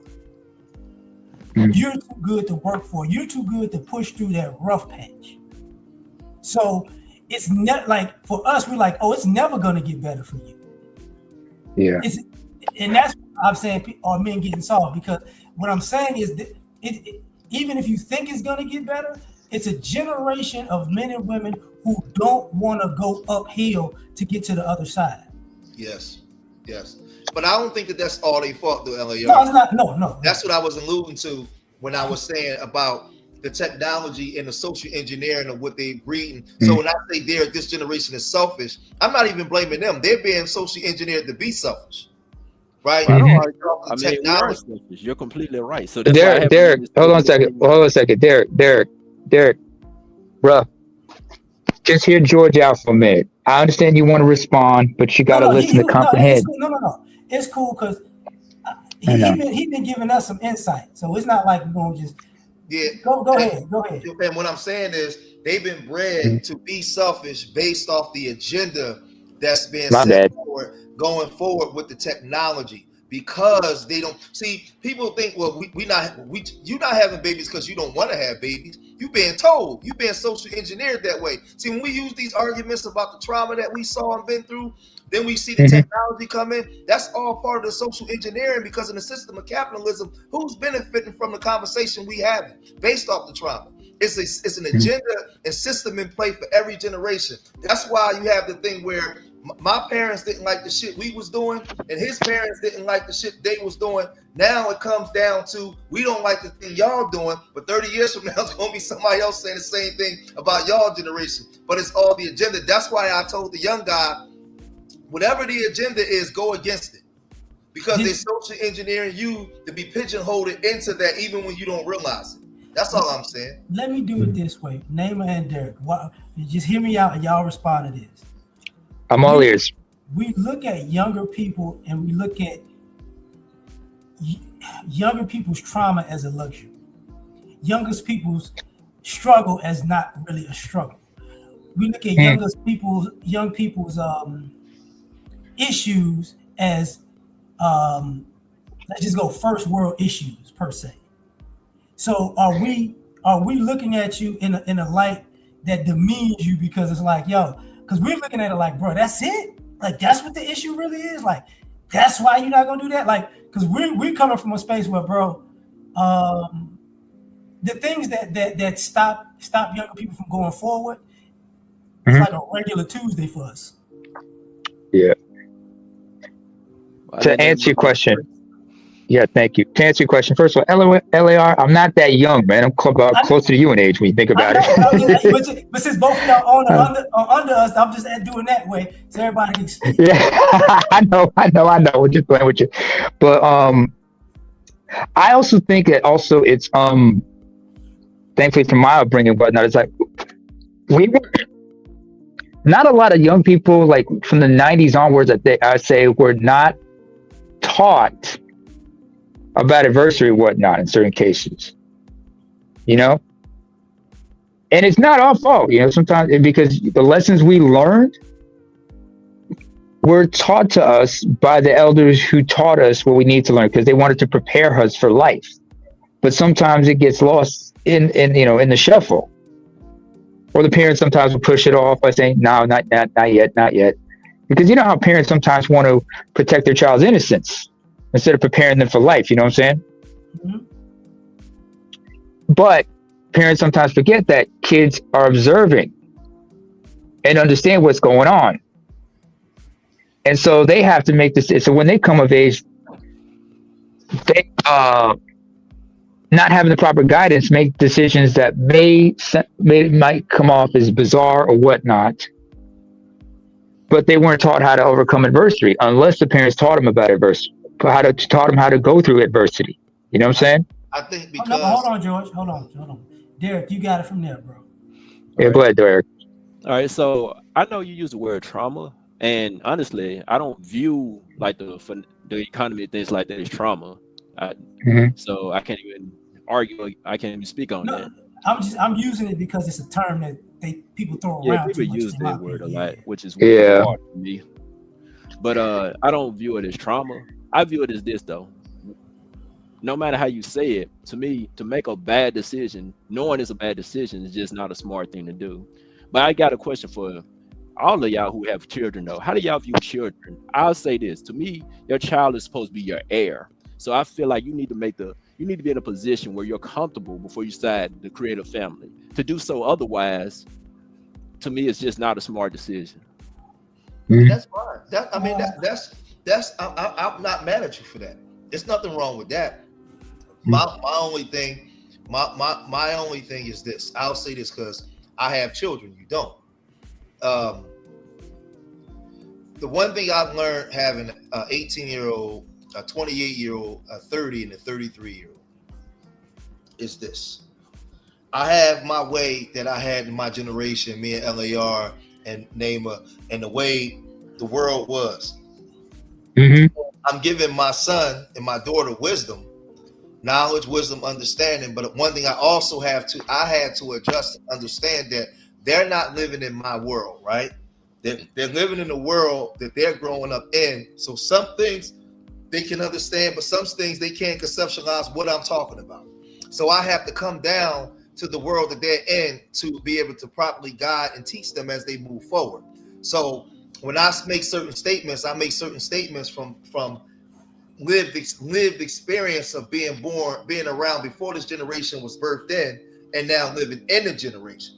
So I think where the disconnect comes sometimes like this generation look at us as if we don't know what we're talking about, because sometimes I think that we want y'all to succeed so much and we're afraid for what's out there that you like your present is my past. So sometimes I think it's the way that I might disseminate the information you may reject it. Where you understand what I'm trying to say there?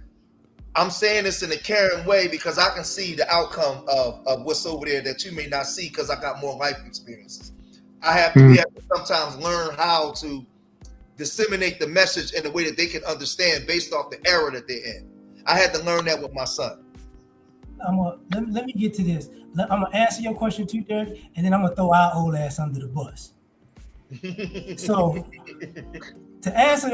my answer to your question is, we don't put parenthood on a pedestal enough to not do it. You get what I'm saying? Yeah, they're supposed to be our heirs. Yes, we're supposed to pour into them, but it doesn't have to be perfect. It doesn't have to be, and where we fuck up with that is it don't have to be ideal either. You feel me? That's what we mess up too. Here's the thing that I'm about to say to throw our punk ass under the bus. So Gen X, baby boomers, part of the reason that I think y'all soft is because we some coon ass parents. Whether I know whether it's the I just want a better life for you, so we got to be around these white folks in these white schools, cool ass parents, or is street nigga the house nigga became a parent. You know what I'm saying? So you talking about helicopter? Are you talking about like helicopter parenting and such? No. Would you include that in that? Well, because I'm talking about us. I'm talking about us black folks who thought, and this is why I say it's cool ass parenting. There were too many black people who sometimes it's a class issue that you went from the lower class to the middle class, so you just went to a middle class neighborhood. But there's too many of us who we're gonna go to the better schools in the better community, and it's like, no, because them kids at them schools was fucked up. You just didn't say they was fucked up because they was white. So now your kids fucked up like they fucked up. And these young kids these young men and women now don't know that the reason why they're soft like that because they coon ass parent wanted to be like the white folks, so the white folks good. Or like I said, it was the street nigga, the house nigga. Did you know what I'm saying? I was I was super hood, but I want my kids to be super hood like me. So I'm gonna raise them not to be super hood while I'm still being super hood. You get what I'm saying? Like that don't. I get it. Say that last part again, because that was good. That's something I'm gonna tell you, L.A.R. The first one you said we say all the time, but the second one, that's something that a lot of people, especially in the black spaces, run away from. What you just said, that last statement was real powerful. That's a good one. That's a real good one. I got to follow up to that with his point too. I'm sure George would love it. We'll continue. The street nigga turn, the street person turn. Oh my God. That's I heard somebody say that about a week ago. I was like, that is right. That's true. Because I see it in the young men and young women who I'm looking at them and they're black people doing blackface of black people. And I can see it. I'm like, that's not really you, G. Like, that's not you. Like, I can see, you really, how can Clarence parents had a really good marriage. It's just your daddy was a hood nigga and he still wanted to be a hood nigga while you brought you in the suburbs, and now you think you can just tap into it every time you feel like it. And they're like, no, that's not how they go. So let me speak on what I think a good time is to have a child. I say when you financially stable and you have assets like investments or things that you can put in your child's name, and you have wisdom to know how to raise them. You ain't gonna know everything, but you have those things in place. Fair enough. Then you're ready to create a child. Let him finish. That's not. Go ahead, that's not an age. That's not an age right there. No, let's be honest. It's not an age. You just got to have those things in place. So that's what I'm saying. It's like but this is what I'm saying. I get what you're saying, but it's not for an us, age. People have different. There has to be. But you're being disingenuous. I'm gonna tell you why. Respectfully, I'm gonna tell you why you're being disingenuous there. Because I don't want to generalize. When we look at our community, us as black people, and you're talking about having assets and having all these things set in place. By the time a young black boy, based off the way we're being reared up, get to that place, how old is he normally? Let's be honest. Well, I'm 37. I actually have those in place. Not the individual. It's not that hard. You can invest. You can invest in like a 401k. An investment is an asset. You own that. No, what I'm saying is we're not having an individual conversation though. We're talking. We're having a general conversation about us as a people in our community, not you, the individual. But this is very simple though. If you have a job, a 401k, that is an asset. If you have a stable job, you're in it for 5 years. You have stability. So if you're stable, you should have a certain level of wisdom. You have assets. Now you are ready to create a family. Okay, hold up right there. So from our thinking pattern like that, you basically saying around 27. Yeah, exactly. That's exactly what I had in mind, 27. So, okay, that's cool. For what we seeing is people going way past 27, even when they fit that protocol. Yeah, that's an individual decision for them, but they are in a position where they can do it. Yeah, I get it. Because but I will say this too. The stability part as far as some of these workforces is not there, because some of these people been trying to climb that corporate ladder and they kept hopping jobs every 2 years and they sabotage their own stability. You get what I'm saying? And other people, they just didn't plan properly because and even when you talk about the 401k, we need to talk about how many people, too many people dip into theirs to the point where it's not feasible to have it anymore. Yeah.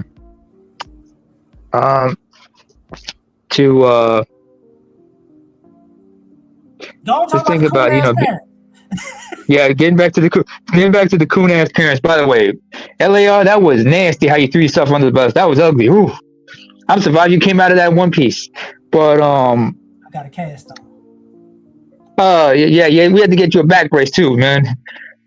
Now, I could have stopped you, but how am I going to explain this to your kinfolk, man? They're going to look at me like I threw you under the bus, man. It's good. It's a good thing we got it on tape, so I don't get, wrongfully accused of shit. But anyway.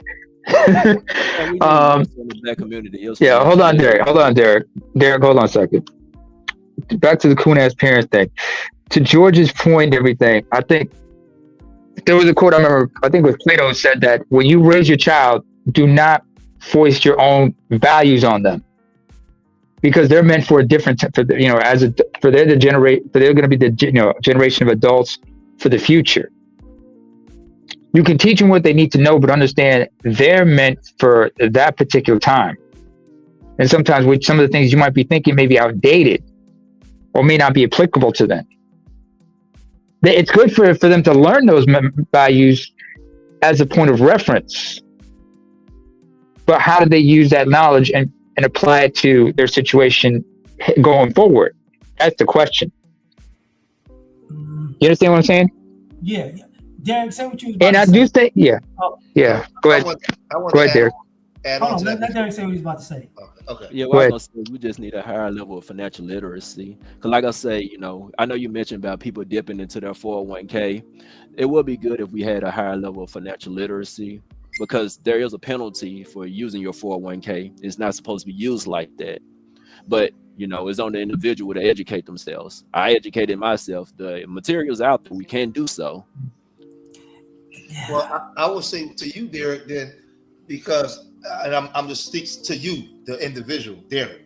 You are a brother amongst the few that's educated yourself, and it's like as the scripture in the Bible, 2 Corinthians 6:17 says, "Come out from amongst them and be ye separate."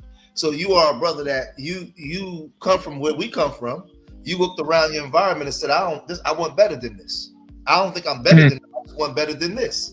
So you sought out the knowledge. So if I'm talking to you as big brother, little brother, I would tell you based off of what you saying you've done, go whatever they're promoting, you do the opposite because you prepared yourself to do the opposite. And because you did these things, the proper woman for you is already there for you. See, because the way you think and the energy that you put out is what comes to you. So you already prepared yourself for your wife already. It's there already. And how I know it's true, because when I was in the street, I've been locked up for murder twice, right? And once for 2 counts of attempt. I've been married for 25 years. I'm 50, half of my life. How? Because I made a decision the last time I got out of prison to change my life. Because I figured out that I learned at one point in my life that George Macon actually had a choice. And I made a choice to change from the conditions that I was living in because I found out that it was a bigger world outside of that. And when I made that choice, guess what? My wife showed up.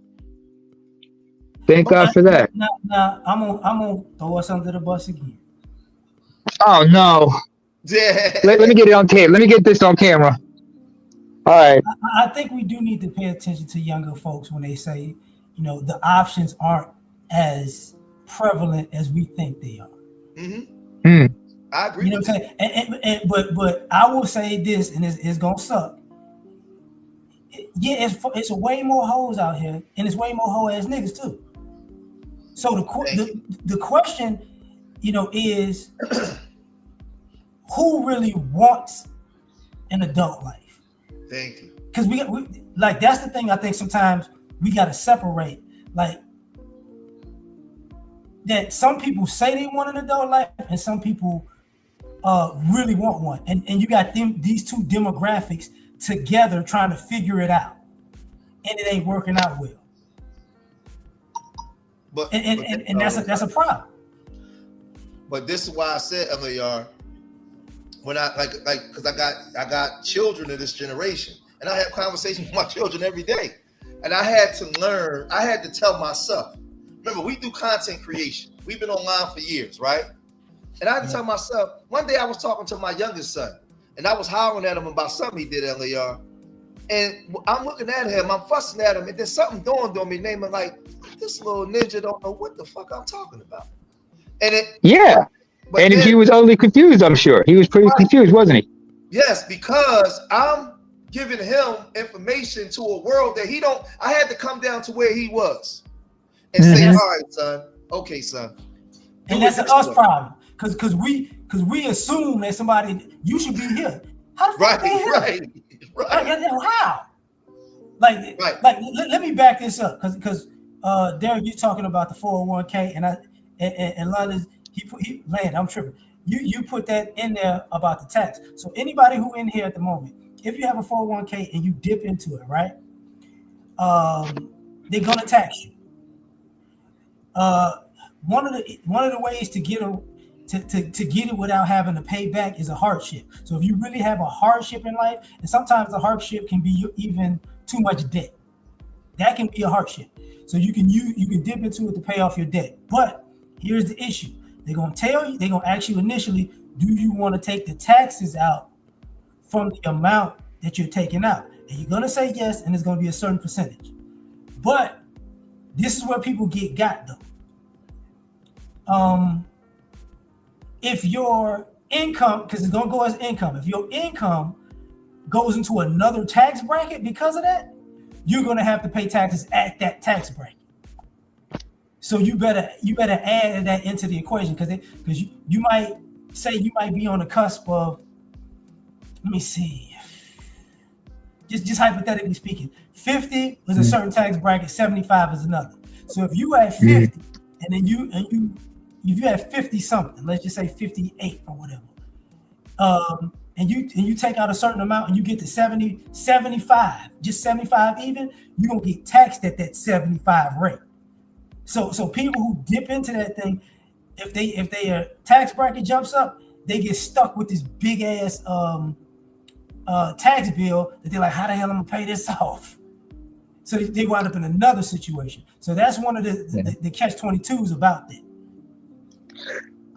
You know, I got to, before we continue, and maybe I'm like thinking way outside of the box. Maybe I'm thinking from a place that might be sound weird for a lot of y'all, but I remember somebody told me you need to have three. If when it comes to finances, you need 3 people: an accountant, a financier slash financial advisor, and a tax attorney. And all 3 will give you. Yeah, I could be wrong. I could be wrong for this, or maybe I'm thinking too high. I'm gonna tell you what I know from my own life and people who around me who made way more money than me. Okay. You need to figure out how to do it yourself first.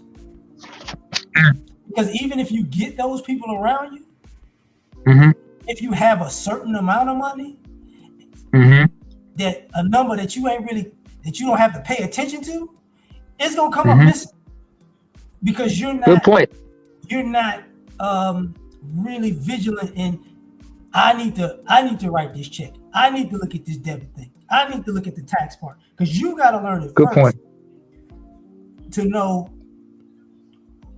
around about what's gonna happen. Because what winds up happening, and even Derek was talking about the financial literacy part. I think part of it is this. I'm gonna say us and Gen X, we're the wrong people to talk about financial literacy because we part of the get it out the mud generation. We don't know what you're talking about. Good point. But we saw our parents and grandparents like that too. So the people who had the best financial acumen was the people that did everything cash. But I think, and for people, the younger generation like Derek and them that's younger, what you think about this L.A.R? Because I'm gonna say this to Derek too. I'm glad that he's talking the way that he's talking. How old are you, Derek? 37. I'm glad that he's speaking in the manner in which he's speaking. Only thing I say, I stand on, like, you know, you about 4 years older than my oldest child. Only thing I would just say to you is, in this world, you got people out here that think like you, that's doing what you're doing. They are married at 37. They have children. They live maybe out in the suburbs somewhere, or, you know, they're doing well for themselves because they separated themselves from certain groups, because not all, certain groups of people that don't want to change. So it's not just that bad. Like, there's a lot of people out here, women and men, that think like you, that's black, that are together. I'm around them that are together, that have their stuff together. So like, once you get that, I hold them accountable, because I say, but once you have all this knowledge and you know all this, then you should already be in line with the people that think like you. You should be around those type of people because they exist. They're there. I'm one of them. And that right there, George. That's the important thing right there. I know you guys came from the generation getting out the mud, but you also understood the importance of networking with people and getting with people who can transfer. See, that's the thing, because we all need some type of support system, and have some people we can who are like-minded and come together. Because it was like somebody once said to there's a good friend of mine who was like, and for us, in fact, in your case, George, what you said earlier about once you turned your life around, you had to go through the hard way. Yes. Unfortunately, even my mother told me this, and I learned this from my mother. Sometimes there's certain lessons you can only learn the hard way. Yep. But yeah, you'd be surprised how many guys got CTE and from that way. I had to make that choice. I chose. Yeah. And I but anyway, the fact that you need to find like-minded people, because as the saying goes, either you change your friends or you change your friends. You know what I'm saying? Mm-hmm. Hold on. That's the word it is. Okay, go ahead. Here's an issue. Mm-hmm. I got to do the deep breath. The old nigga in the club. Oh, I thought we were building. My bad. The old nigga in the club is super old now. The old chick in the club is super old now. See that? Like we like it. We like I was saying, like, you know, am I getting old, or am I, or the guy, or people get soft? The age has raised, and when I say being in the club, I just mean having that I want to be young phase. That I want to be young phase is stretched out real fucking old, to the point where it's people our age who now they want to be young again. So you mean a second childhood of sorts? Hell no, this ain't no second childhood. No. Sorry. What's my second? Like they want to. It's a midlife crisis of sorts. No, sorry, that's what I meant to say. I'm finna be no. It's like a geriatric hoe phase. I got you, George. Ooh. Like George, your camera's on. He cool. Okay.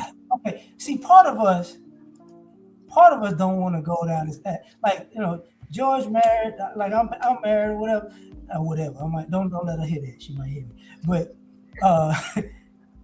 I realize as the older I get, there are people in my age group that did all that out, you know, how can I say that want to be young again, but still want to be settled down. And they're fucking up the pool in the younger generation. Okay. You know what I'm saying? So they want to have it both ways.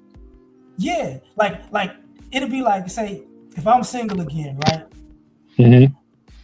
I'm looking at I'll be looking at younger women, and I'll be like, okay, she don't want to have no kids. I don't want to have no kids. I can stretch this situation out and have a couple of these motherfuckers. And the same thing with the older women. You know, she could be a cougar, he could be a young Thundercat. We could stretch this situation out. But ultimately what it does is it sabotages younger people, their life. Because if they really want something past that, we're in the way.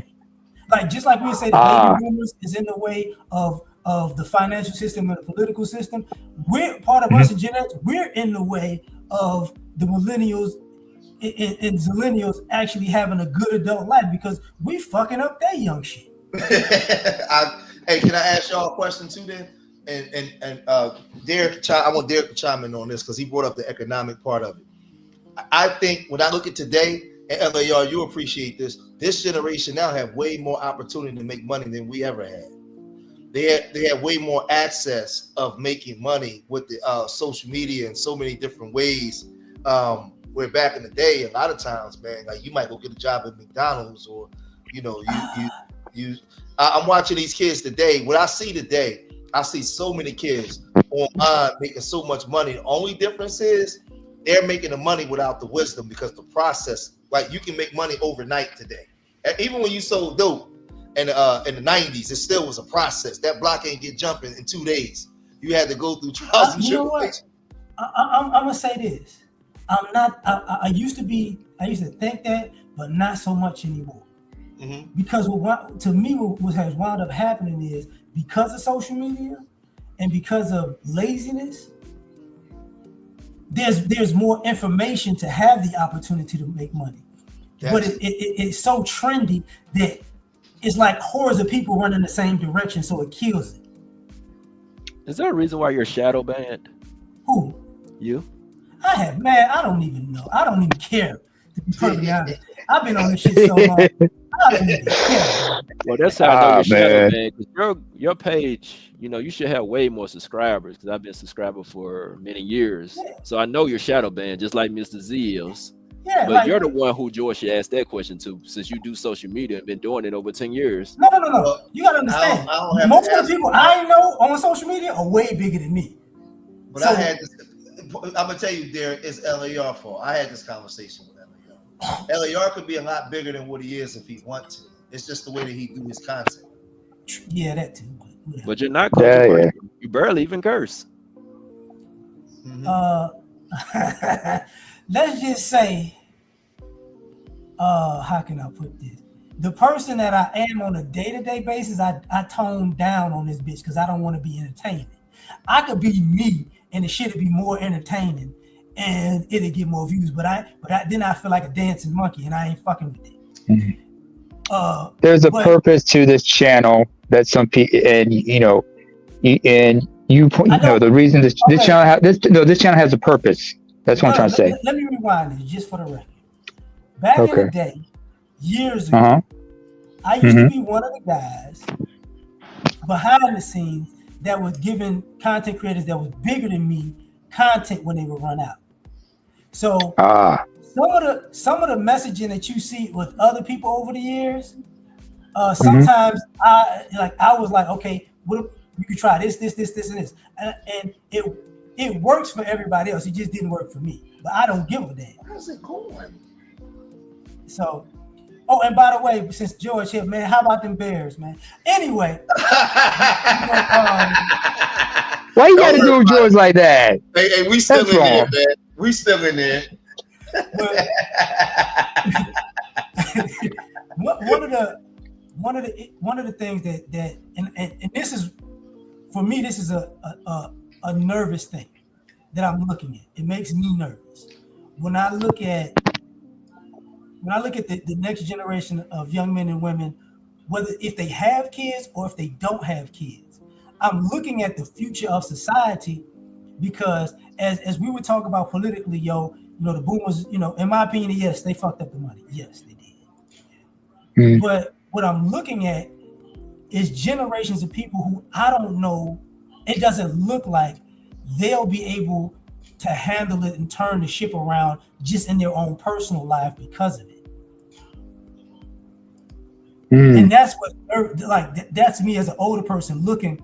Because I remember, my parents and grandparents would be like, "Look, man, I don't know if y'all gonna make it."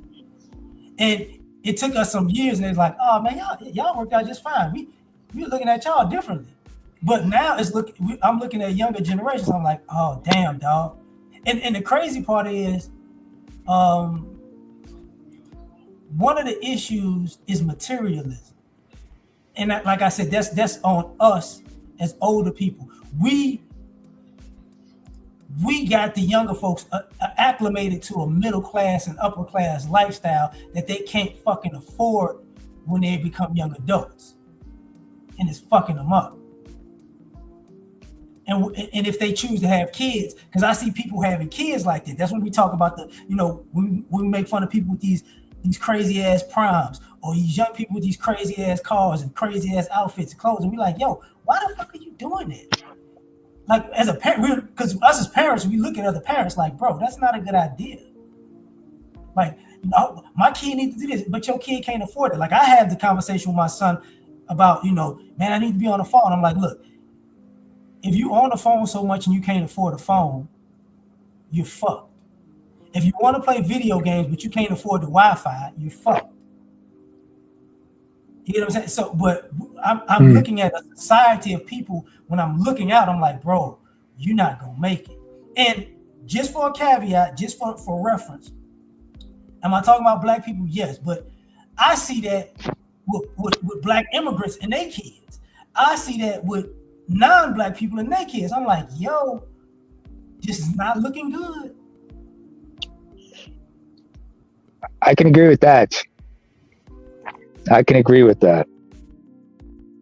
Especially how ill-prepared certain people are.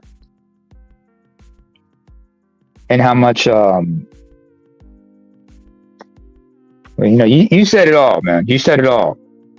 But I guess, because the other groups who are watching this on the outside looking in, we're like, what's going on? And there's a perception of things. It's the perception that's the problem. and nobody's having the serious talk about what to do or how to be responsible with certain things. I myself, I had to learn the hard way how to be responsible for certain things. And fortunate for me, it's like, I had somebody to sit me down and like, say, why you need this? What are you trying to do? And then understand. And then later in life, I learned that if I need a certain device or something on me, it had to serve a purpose. You know what I'm saying? Like if I'm going to have a phone, that phone's got to be with me for a reason. Not just for frivolous things. I mean, I look at young people, I sometimes ask them, why do you need a new iPhone? Why do you need a new Samsung? What's the point of it? Why? Is it just because of these features and that? You don't fall for the consumerism. Don't fall for, you just need to do this, down, a third just because. There's got to be a reason for these things, Some people like, just being too reckless with that. You know what I'm saying? Like when I say people are set up for failure, part of that is the phone thing. Because it's not necessarily the phone thing that's the issue. It's the idea of, why are you paying $25 a month for this damn $1,000 phone? Yeah. That's a problem. Or why are you doing Uber Eats? What are you doing? It's the acclamation, and I see it when I see parents say going to high schools, right? I see these parents pulling up to these high schools. Oh, I'm dropping off lunch to my child. And I'm like, why is lunchtime and why is 50 motherfuckers out here with Chick-fil-A, Whataburger, Chili's, and fucking, just Chipotle? I'm like, well, why your kid can't eat lunch? Because you got to attribute that generation to the social media era. Everybody's everybody's keeping up with the Joneses. Everybody's it was similar when we were growing up back in the day. People, it was just not as widespread now because social media. You could remember, put it this way: when we were growing up, the world was a closed fist. Now, this is my analogy of it. Now the world is an open hand, and I could sit and I could be in the palm of my hand. I could touch each finger from the palm of my hand now, and each finger represent the planet. I can be everywhere. Back in the day, you couldn't do that. So now these kids, these parents, and these kids, they're influenced by everything. So everything is about the show. Everything is about that. That's just where we at in the world. And it was like growing up, it just wasn't as widespread. I could agree with that, George. Because like I said also about the appearance and wise and what you said, keeping up with the Joneses. It's just everything's just so instant, and nobody and everybody's so caught up in the moment that nobody's taught to be logical in their thinking. Or in fact, here's something that's important. L.A.R, I'm sure you could agree with this. How many of us have been taught to use our critical thinking skills? Be skeptical about certain things. You know what I'm saying? Man, that's been taken away from the. Am I wrong for saying that? No, you're not wrong. I'm right. But my thing is, how much of that has been anesthetized or debilitated to the point that some people just act irrationally or just act on impulse, and how that's been carried over to the next generation. Everything. But that's because the process of things has gone away. Everything is instantaneous now. So when everything is instantaneous, remember we grew up in the file cabinet era.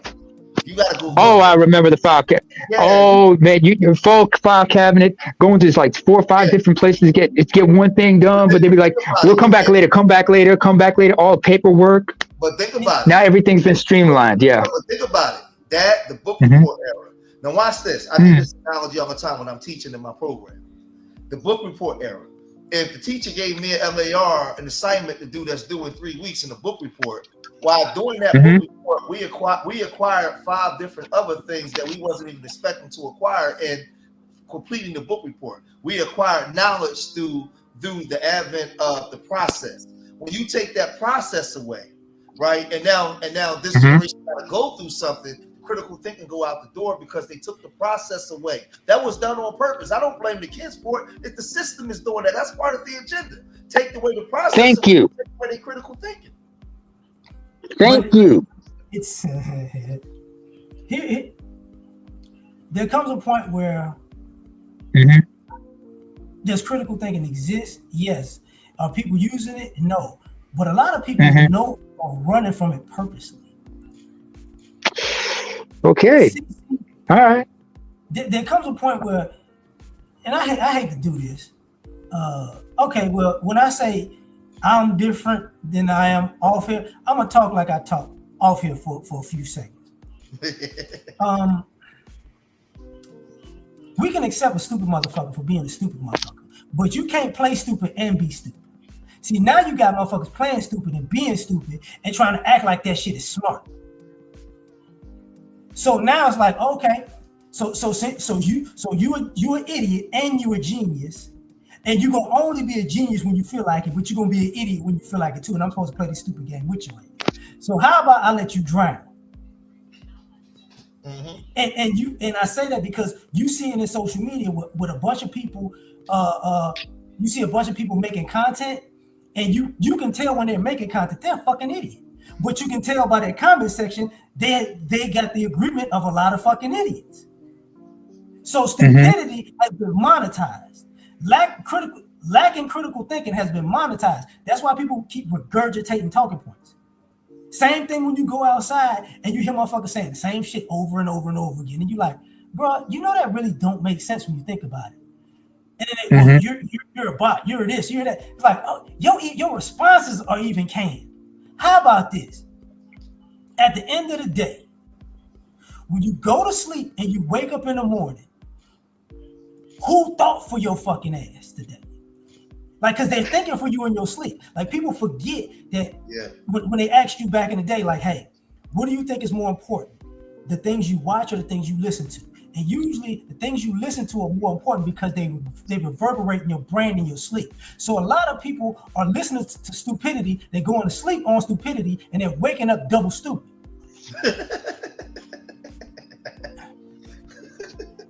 I can agree with that. I can agree with that. Time where critical thinking was even in mass, because I mean, I really don't expect most people to. It was. Go ahead.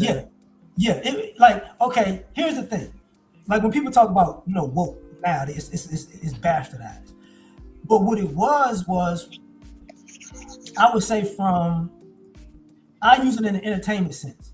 Let's just say from the 50s to probably about the early 2000s is when it died out, because people didn't have corruption was hand to hand. See, there was a time where, because there was no cameras, there was no evidence, you dealt with America's bullshit face to face, hand to hand. So you had to think your way through other people's bullshit because you knew it was coming. Now, because we're so socialized using technology and the internet, we don't really see the bullshit for bullshit. So like if you listen to people, I would say from the 50s to the 2000s, when they talk, you can tell, oh, it's something beyond that. That's why you would have all of these when they play the game, say the phrase, don't judge a book by its cover. Because people had their different profiles by their different looks. But if you talk to them, they might have been this look, but their brain was far beyond just the look that they presented. Now what you see is an amalgamation of people's look. Like, this is what a smart person look like. This is what a dumb person look like. This is what a jock look like. This is what a thug looks like. This is what a politician. Everybody's fitting a certain bill aesthetically, but they don't have anything beyond that. It's all surface level, no depth. Like back in the thinking was far beyond. Like, you could go look at videos of Fred Hampton talking and go, he was 20. He was 20 when he said that shit. He was 21. He was 25. Biggie was So he was a minority though. It's always been a minority. No, you can look at George Carlin. You can listen to George. If you listen to George Carlin. If you go back then, most people hated people like Malcolm, Fred Hampton. No, where you get that from? No. Derek, hold on. Hear him out. Hold on. Hear him out. I want to know where you get that from. All right, you go back to videos with Malcolm X talking to, it was some reporter back in the 60s, back when he was alive, and yet they could easily go right down the street and you see many more people who would speak against him. And it was more blatant back then. So critical thinking's always been more of a minority type thing. It's never really been a mainstream thing. Well, No, based off of what you're saying, when you look at the movements of that era with the rights that you have now to go forward, it wasn't a minority thing. It was a thing that was moving us forward. Critical thinking. Now you had the tractors, but you had millions of people that also agreed. When Carmichael said "power to the people," millions of people put that fist up. When John Carlos put that fist up in the Olympics, millions of people put that fist up. So that's a misnomer, bro. You always had haters and coons and sambos, but where we at today, how we was able to move forward, it was because of critical thinking. I'm gonna say this, and I know this to be true. Shit changed when PBS died. Ooh. Because what happened? Say it again. Say it again. Say it again. Shit changed when PBS died. Like, and it's crazy because I'm 46, Derek, you 37. They can't. I know me and you didn't watch the same type of documentaries. We didn't have the same type of information because I remember when they started shutting that shit down. I get what you're saying though, but they used to have more in-depth information to go, and you would know. This is how it really went down. Because what we do now is we don't know the backstory a lot of times because the backstory get crushed. And I get what you. There were people who were detractors, but a lot of them back in the day, they were kind of the same way we talk about coons now on social media. It was the same thing. They would have like 2 or 3 people who were on the opposite side, and sometimes they would have them have personal debates with each other live on camera. And if you notice, if you can find some of those things, because Malcolm was in some of them, Martin was in some of them, Ali was in some of them, Dick Gregory was in some of them, James Baldwin was in some of them. The A-Trap Brown. Yeah.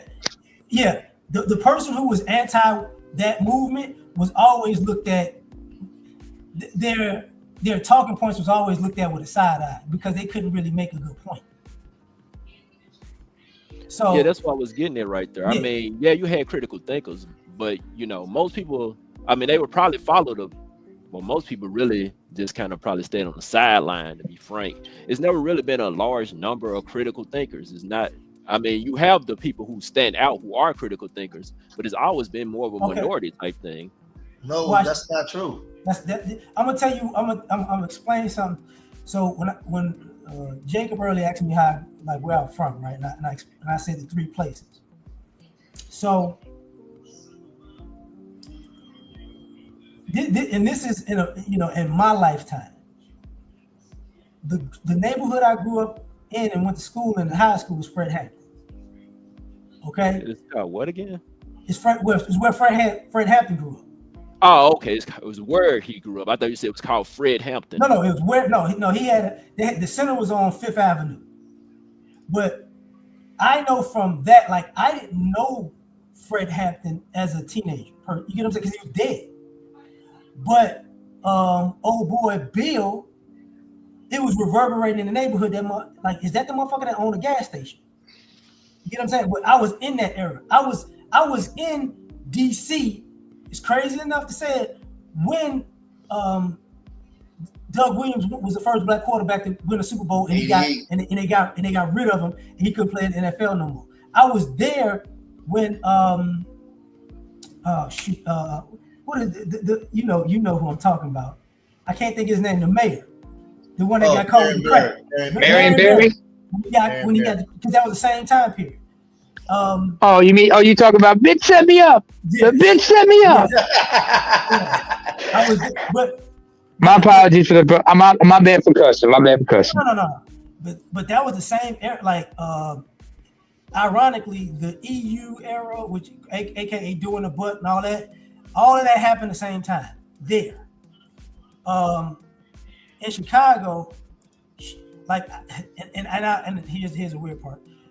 I was in New Orleans, the DMV, and Chicago when they all was the most violent, quote unquote. And when I tell you when I experienced with people, because I was a kid, you know, like I graduated high school at 17.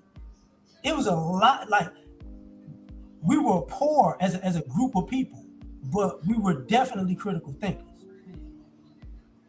Like the people who could critically think, that was a mass thing, because we used to get in trouble in school, because even with the Gen X thing, we were getting in trouble for being smart. We were supposed to be lost, and especially the black boys, you were supposed to be ignorant and stupid and only could play sport. The minute you spoke up and started speaking, people was like, man, no, you got to get rid of it. Like, you got to get rid of this nigga because he's too smart. It was too many of us. Back in that time, it was too many adults like that who taught us. Our grandparents were like that, our parents were like that, you know, and we were like that. Because if you look back, and you even talk to some of the, if you hear some of the people talk from now that were in that era, whether they were grown or young, you will see like, damn, these motherfuckers, they're a whole lot smarter than they let on. Like, hey, can you let's make it simple and plain. When we were growing up, critical thinking was in the community. See, I think what gets missed is, you take Philadelphia, you take Harlem, you take Washington, D.C., you take Chicago. In the street where the dope boy was selling the dope, you had the other homie coming through the block saying it's a black thing you wouldn't understand. Teaching. Red, black, and green medallions, talking about South Africa and what was going on. Those teachings permeated through the hood, the Nation of Islam, the Black Liberation Army. All that stuff was there. Tupac whole stick came from that, right? We had, when I was growing up, we had Public Enemy and the X-Clan, and all those, that stuff was there. It was there just as much as the crack was there. Matter of fact, this was the going phrase when you got home. Learn what they got to tell you in school, but we're gonna tell you the real shit when you get home. Yeah, and I grew up there with Big Mama in the house. Nobody was more of a critical thinker than Big Mama. Big Mama saw everything and had the wisdom, and she would give Big Daddy was dead by the time. She would give you nuggets that you thought you was, man, all right, my mom, all right, and then you go out there and fall right on your face. And then she tell you, I told you so. I tried to warn you. I told you this is what happened. So no, that stuff was there. It was all in the community. The critical thinking, the famous people got famous, but a lot of those famous people was taught by the people that you don't know about. That was always in our community. It started to go away over time. But when I was growing up, that stuff was everywhere. It was all over the place. That's why I said there, when I began to change my life, it was a brother named Zachary Rickers in the prison cell. He was the first person outside of my father that I actually listened. That man told me, he said, young man, you know you have a choice. And I looked at him like L.A.R. like he had 7 heads. What do you mean I got a choice? And he told me I had a choice. And he was the one that gave me the game that helped me change my life. But guess what? That stuff was always there. I just was running away from it because I wanted to do what I wanted to do. But it was in the community. Now, I do remember Tariq kind of did speak about this once back in his Mac Lessons days. He said that the black community was smarter and they got dumbed down in the 80s during the crack epidemic. After the crack epidemic, as time went on, yeah, it got dumbed down as time went on.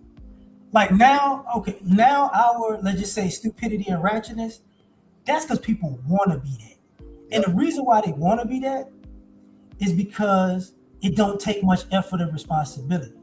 See, people don't want to be our great-grandmothers, great-grandfathers, grandmothers, grandfathers, because they had a lot of fucking responsibilities. People ran from the responsibility.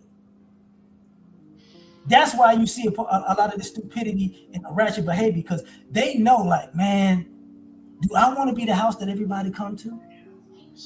Do I want to be the people that everybody want to come hang out? No. So what I'm gonna do is I'm gonna act like a fucking idiot. Because we used to have like everybody would be in the same area. You would have the people who was just fun, and the people who was, we gotta handle business. And everybody would be in the same group, same family. But what happened is the fun people, when they got older, they didn't want to turn into the parents and grandparents. Because they even leaned on their parents and grandparents to the point of killing them. So they didn't want to be there. That's why to this day, and it's fucked up, I gotta say this, I tell people that's younger people like in their 20s and 30s, like, man, what happened to the black community? I'd be like, you. Like, what do you mean? Like, listen, why do you like all the fun shit that you talking about, all the good shit you talking about? It was your age group that had to do it because the grandparents was like, no, I did mine. Y'all got to do it. So all them family get-togethers, barbecues, cookouts. You might remember Thanksgiving was the old people, and sometimes Christmas was the old people. But everything else, you was in your 20s and 30s doing that shit. Yep. So when it was your time to get everything together, it's like I ain't doing that shit. And but here's another nugget about it that's real too. When we started, like in the 90s, when A Different World came out, it increased the black population going to college. It just shot up, which is part of the reason why the college tuition shot up, because they wanted to act like, you know, we're gonna price these niggas out, and they fucked everybody. But one of the issues with that was people was going to college and going to the military and graduating colleges and getting out of the military, and they was moving to different cities away from their family.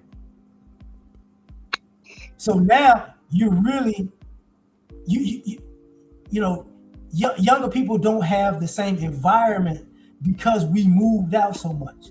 Like the irony of it is, even me as a person, I got family in Philly I ain't never seen. Dead ass serious. I got family in Arizona. I got family in Compton. I got family live in Chicago. You know, I got family in Carolina. I got family in Georgia. Like, we are spread out. You know what I'm saying? Can I take the gloves off and just say something? I'm gonna prove some of what Derek was saying in the beginning to be 100% truth. I gotta just say it because I can't be a hypocrite because I say this on my channel a lot. Where you at, Derek? Come back. Tell George to shut the hell up. Watch this, Derek. Hey, where you at, Derek? He right there. No, I want to make sure he there because I want him to hear this. What I'm about to say. Hey, Derek, I'm gonna agree with you on something you said. I'm here. I'm gonna agree with you on something because I say this on my channel a lot. After Big Mama died, we're gonna go a generation in between. We're gonna go me and L.A.R's parents' generation. So the generation, my parents' generation, and then my grandmother. So I'm not saying because my father did a great job. My father was a great man, but outside of that, and watch this. Tell me if I'm wrong, name of L.A.R. The beginning of the downfall started with the children of our grandparents. Our parents' generation fucked a lot of shit up. They started getting high on the drugs and partying. Big Mama died, they sold the house.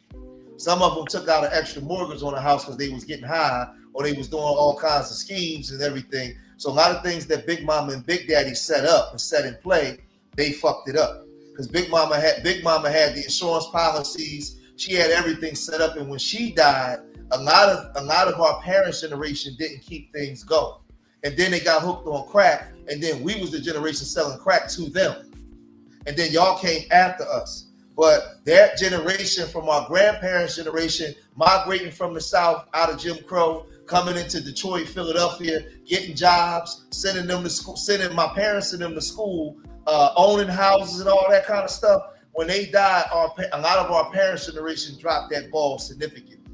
So now what happens is when we talk about history right there, and we was to talk about history right now and accomplishments, we got to start from today and go right to our grandparents' era. We got to skip our parents' era. All the accomplishments that moved us forward started from our grandparents' era going backwards. That middle era, that's the gray area.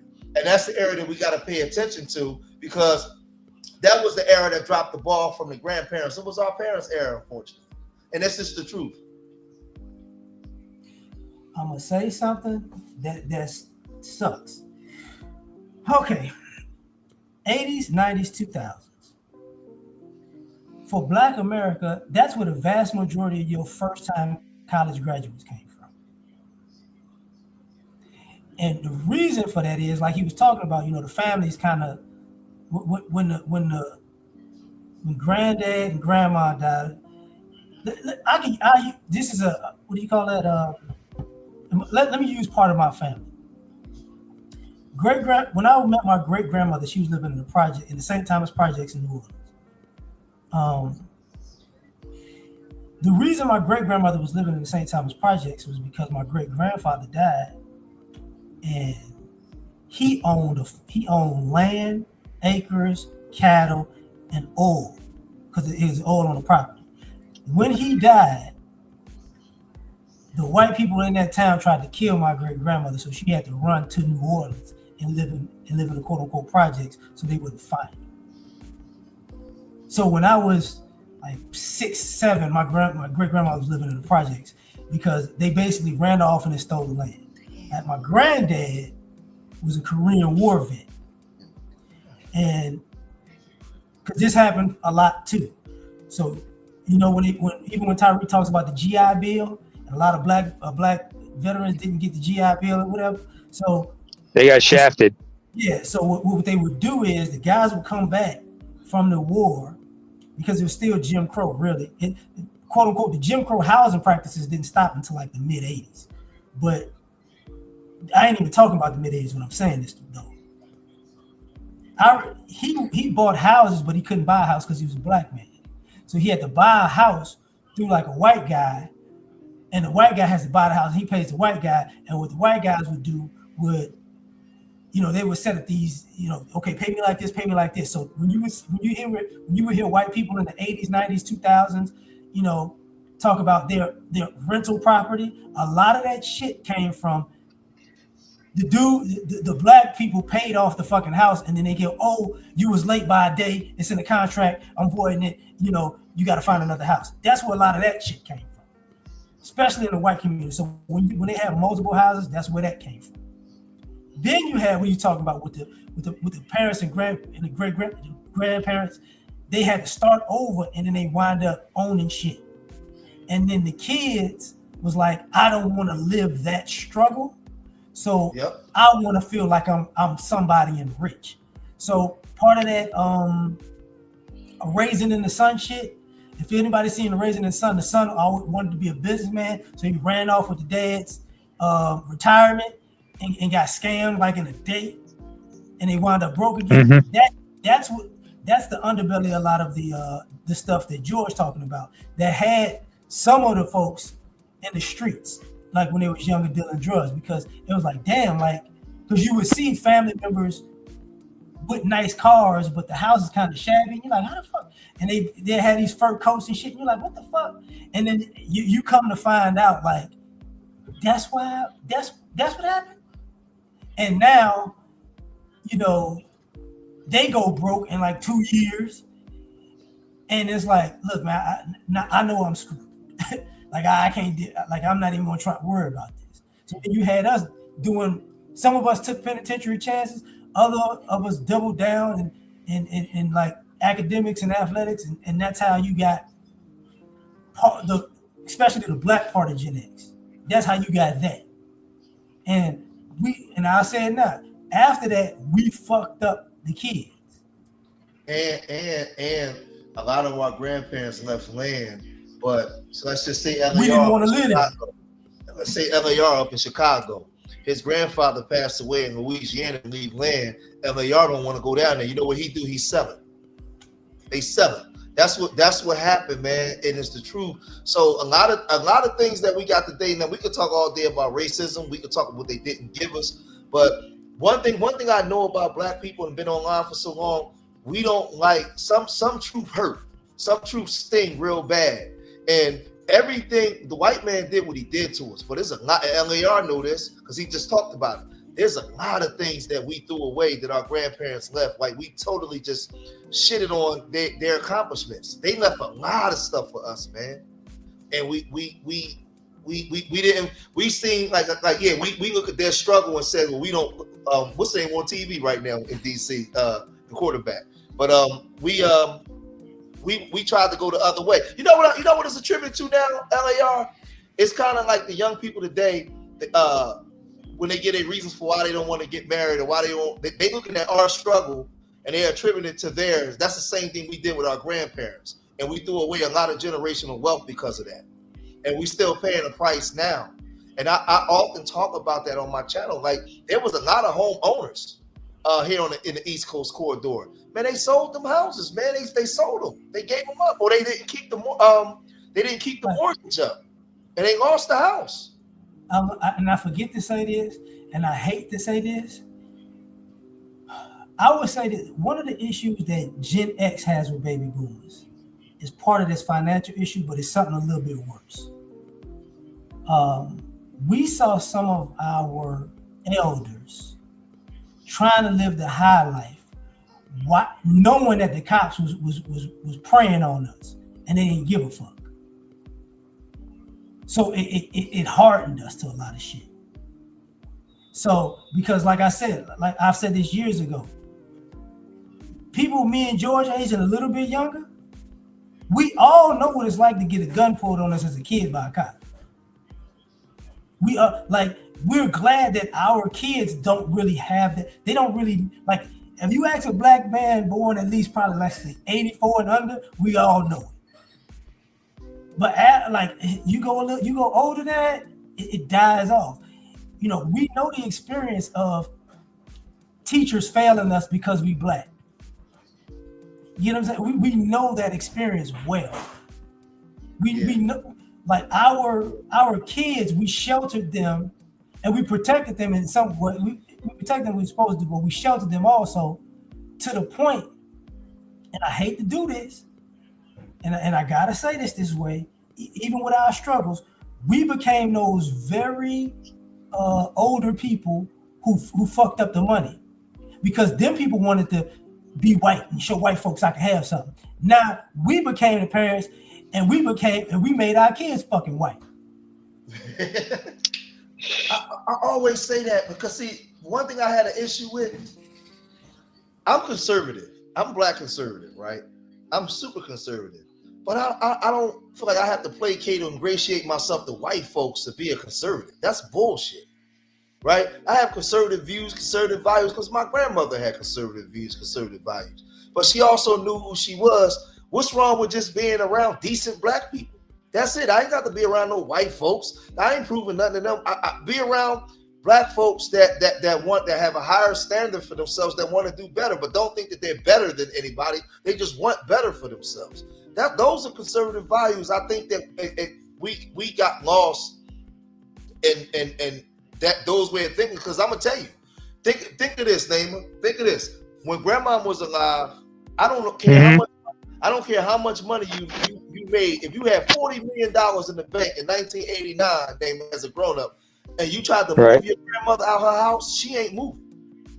Grandma she didn't want because she didn't want nothing. Why? Because first and foremost, she'll let you know, baby, I'm too old. I don't need a lot. I just need some simple, because at that age, she just wants simple things. I mean, a prime example would be like... it was deeper than that, Naima. They did I was getting to that. Yeah, I was getting to that. She learned how to be content with what she had. You know what I'm saying, George? Yeah. She understand she had to be what contentment was. She was grateful for what she learned how to be grateful for what she had, what little she had. And when she told you, listen, I don't really need so much. I know you want to take care of me, but I just need this, that, and the third. That's all. I'm very content with where I am. Because like I have my grandmother. My grandmother had two. One lived to see 95. The other lived to see 86. And they still had so much to teach us about life. Because, the old folks, what the lessons in life they got to teach us is prepare us to not to fear death. And what to do when they're gone. And carry on whatever traditions they bestowed on us. But but those values they taught us was for a reason. And they didn't, but it was about how to be content with what you had and be grateful for where you are in life. And accept that, I'm at this age, this is how I need to be, and I'm good. And I'm pretty sure your grandmother would have told you, George, baby, I'm good. You just take care of yourself. Yeah. Do right by my grandbabies. Do right by my great grandbabies. That's what I need you to do. I remember my grandma. I'm not African American, by the way. I'm African, but it was the same thing they taught us. Do right by with the future generation. You make sure you pass on what we taught you to the next generation. And you don't have to be you don't have to fit a certain mold because they taught you how to be yourself. They taught you who you are and where you come from and carry that history with you. So you had to also learn, but you also taught you how to be content with search. That's the problem. There's no contentment. Folks don't know how to be content. Don't know how to be grateful for what they have because the way this world is set up, it's made to make you believe you're lacking something, and you feel a sense of emptiness. I mean, me personally, I stay away from a lot of social media because that shit upsets me. It bothers me in a certain way. And I remember when I was a youngin, how much commercials and consumerism would fuck me up. So I had to learn how to step away from all this. I'm And I remember what my family told me about being content. But go ahead. I think the vast majority of Black America now lives better than our parents, grandparents, and great-grandparents. We just don't. I think some of us are just out of touch with how other people live. Because some of us didn't bring our kids back to those environments. Mm-hmm. A lot of younger people haven't gone back to where their family is originally from to see how far they've come. And I think that's part when we talk about content, that's part of the issue. Like people don't realize, like I remember, like, damn, I didn't. Or how to be humble for that matter. Or how to be humble. You don't have to have humility if you've never lived in a humbling life. Hmm. Like Black America based fuck. Black America. Take your time. No, I'm about to be cold-blooded. The reason why I was asking are men getting soft is because, and I said it at the beginning, Black America has caught up to white and immigrant America. When I say immigrant, it's just like Asian, Hispanic. We've caught up to them in the sense of our kids actually believe the American hype because we gave it to them.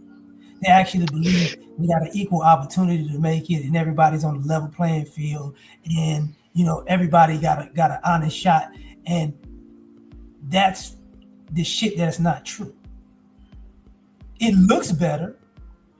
Like if you live in certain environments, it looks a whole lot better than it used to look, but the kids got soft because they think, oh, I got the opportunity to make it, and there's no hunger there because even when I see people who are quote unquote, our Black people, I hate to say this, and this is what annoys me about like younger Black America, and I'm gonna be cold blooded for a second and just say it.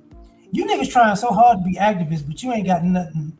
You ain't got no experience in having issues. So not being even a Black activist is some made up shit for too many of y'all. Because as a Black person going through this, bitch, that's not you. That ain't your ministry, G.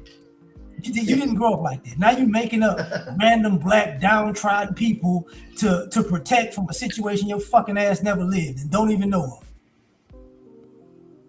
It's just truth to that. We're But L.A.R, let me ask you. Go ahead. Go ahead. No, finish it. No, go ahead. Well, I want because when we talking about grandmom and not moving out the house, one thing that was left out was Big Mama and Big Daddy didn't want to.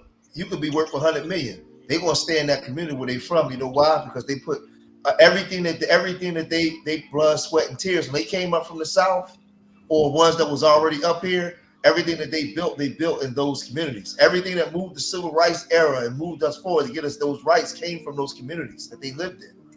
And then we get some money, we want to abandon it and leave it and tear it up. Big Mama, that was her life. Big Mama say, leave and go where? That was always her response. Go where? Where am I going? This is what we built for y'all. Y'all tearing it up. I'm not going. Those people made our childhood so memorable. This is where we fit. Like, and some of y'all might get this, some of y'all might not. We used to like. Let me just a throwback thing. I would go to work every now and then, and have a gang of Kool-Aid, frozen Kool-Aid cups.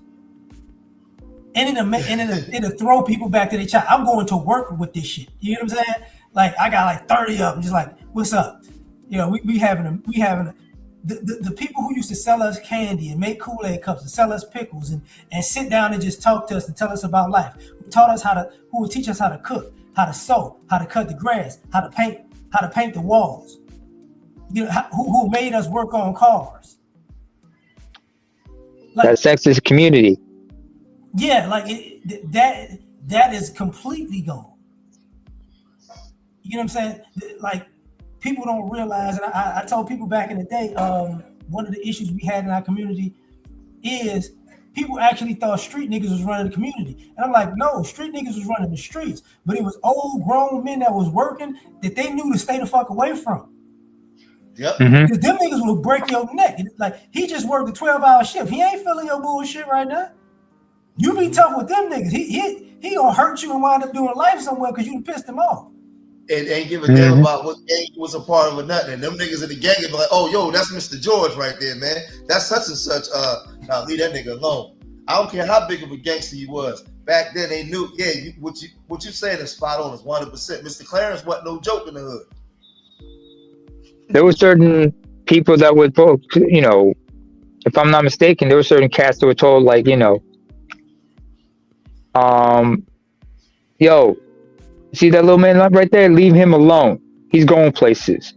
He don't need to be out here in the streets with us. Tell Shorty, tell the little man over there, come here. What you doing here? No. Go home. No, go home. Yeah, go ahead. We started making fun of those people. And I saw it, you know what I'm saying? The dude that was the garbage man, you started making fun of him. The old lady that was cooking in the house, you started making fun of her. Like everybody became, you know, broke in the has been. It's like, yo, G, no. I'm gonna be honest. Like, you know when that happened, L.A.R? When the feds came in and locked it. It's messed up because these guys was helping destroy the community, but they also was helping keep the community together. When a lot of those big time I always talk about it, our underworld. Every community has an underworld. The Italian mafia, the white Irish. They didn't throw those guys away for 100 years. Those guys ran the same community, was doing the same thing. They used that money to develop their communities and develop their people. We demonized, criminalized ours and threw them away. And when we did, part of a shift of the community fell apart because everything was working together in unison. Okay, let me add to this. And I'm gonna say the part that George, he know, but he like, damn. Too many of us idolized them damn white gangsters when them niggas were snitches and rats. And part of the reason why so many brothers got locked up is because them white people told on. They told on to save their ass. They told on the other black folks. Because if you Italian, if you white, if you Irish, if you Jewish, if you Hispanic, snitching doesn't count if you're doing it to black people. Yep. There you go. And they snitched on all the black people first, and then they started snitching on each other because when the heat got too hot. There you go. And what they did when they criminalized us, they took all our wealth. When they criminalized the Gottis in them, they kept their money and their assets and everything else. And a lot of those Irish and stuff like that, they took all our wealth. They put everybody in jail for 1,000 years, and they make movies. They make movies about the stuff that they did. So, and I'm not, because it's a lot of bad things that happen in our community, but there's a lot of bad things that happen in their communities as well. They just don't publicize it the way that they do ours. They sensationalize it through movies. So it's just a lot, man. I said this maybe a couple of weeks ago, and just talking about the criminal aspect of American racism. Even us as black folks, we overlook white criminality because white criminality is so normal in America, it's not crime. To the point that if you get in your modern car today, there's a latch in your trunk because people was getting snatched and kidnapped and put in trunks. Yep. That wasn't a safety issue. That was a criminal issue. But we act like it ain't nothing wrong because white people used to do that all the damn time. Yep. to the point that white people started having to go, okay, we need to help people out because they're killing people left and right. Yep, man, it's deep, man. It's and we're not saying that like we just support violence in the community, but there's a lot at play when back in the day during the prohibitionary, who you think was funding the churches? Who you think was funding a lot of underground, a lot of the civil rights movement underground? It wasn't just Jews. Shit that went on underground. It was a lot of the underworld. Black underworld was funding a lot of shit. Don't get it twisted. So don't let them make you believe that only the Irish and Italians was doing this, and only time we had help was when we had help from white folks. That's a goddamn lie, man. That's a lie. It's a lie. There's a lot of things that sacrifices and things that was being made. I mean, it's just a lot that come with that, man, that we lost. But Let me add something to add to that. So it's a pivot, but it's not. That's part of the reason why y'all hear the stereotype that black businesses got bad customer service and don't go there. Because part of the whole dynamic was there was a lot of people who was legal and illegal that was starting businesses. And the only way to undercut them was to get their ass either locked up or to sabotage their business. So one of the reasons why you don't see as many black businesses as we used to have in our neighborhoods is because of that shit. Yep. And I'm gonna say it because I gotta jump off. I'm gonna say this too.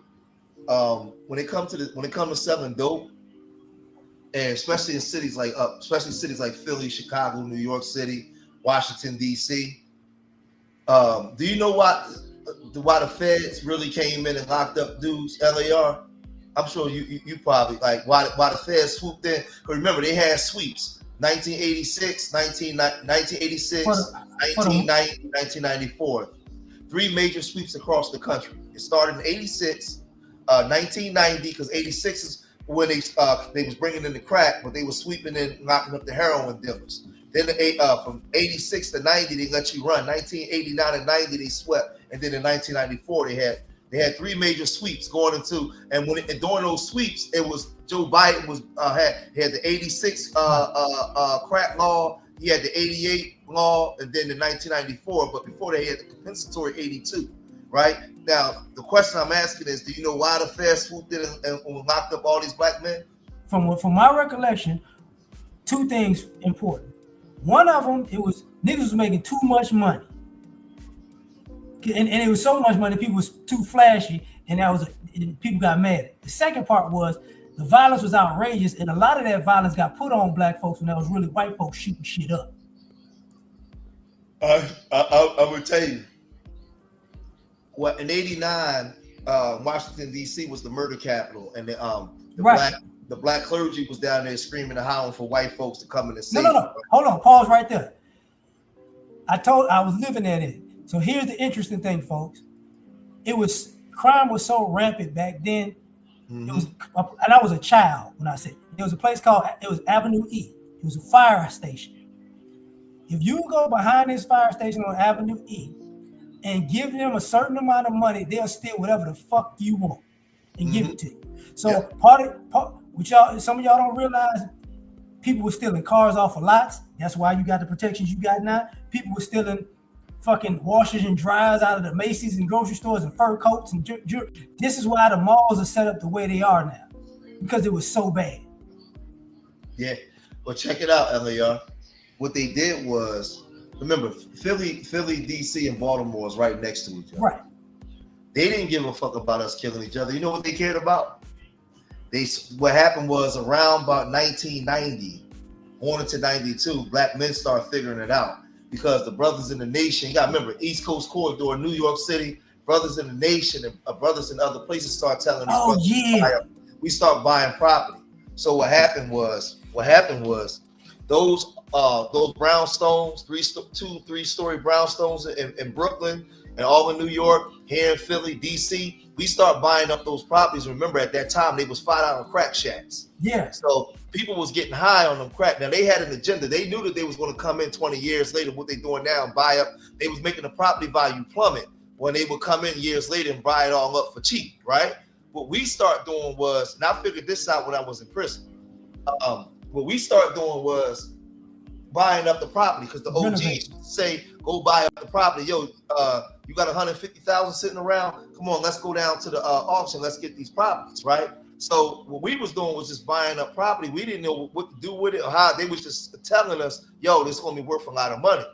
The feds, what happened was you had dudes that was out the game. They were $6, $7, $12 million. They ain't sold a kilo in 3 years. They come in and get indicted because what happened was when the colleges started to move up and down the avenue, they started buying the colleges and the hospitals, right? You owned the property in those spaces and places, and you wouldn't sell because you wanted top dollar. They went and got the city council on you and got you indicted. You got indicted, so now this is what they would do. When you in federal court, they would say, yeah, well, we watched the L.A.R. movement organization for 6 years. In that 6 years, there was 14 murders. They made over $75 million throughout the organization, and you'll say, well, wait a minute. You was watching us for 6 years, so you said it was 14 murders. Why you didn't lock us up after the first murder? So you let 13 other murders over 6 years occur, and you never came? Well, you came when you said we made this much money. Well, how much assets did you take? Well, we took over, between the organization, we took over 63 properties, 14 cars, and $5 million. Well, wait a minute. How well, I'm confused. Whoa. Stop right there, George. Mm-hmm. It was actually... They told people 5 million. It was actually 7. Of course. But think about it though. You're in court. They're not even hiding it. They're telling you we watched 14 people die, right? While we allowed you to accumulate this wealth so we can come in and take it. But the biggest thing was the seizure. We seized. They don't care nothing about the people that died.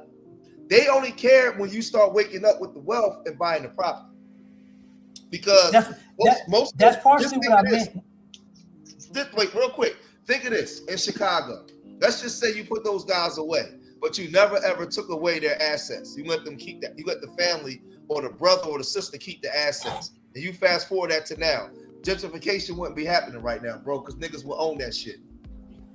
That's part of I said the money and they too flashy. Because a lot of that shit started because of the niggas was buying them Audis. I remember that year, them Saabs, them one was the 128s. Was that the BMW 128s, the 130 Benzes? 190. It was 190. They was buying them suckers, and people was paying the fur coats because people don't realize in different cities people had different cars, jewelry, clothes, accessories. Everybody wasn't totally dressed the same. East had their thing, Midwest had their thing, South had their thing.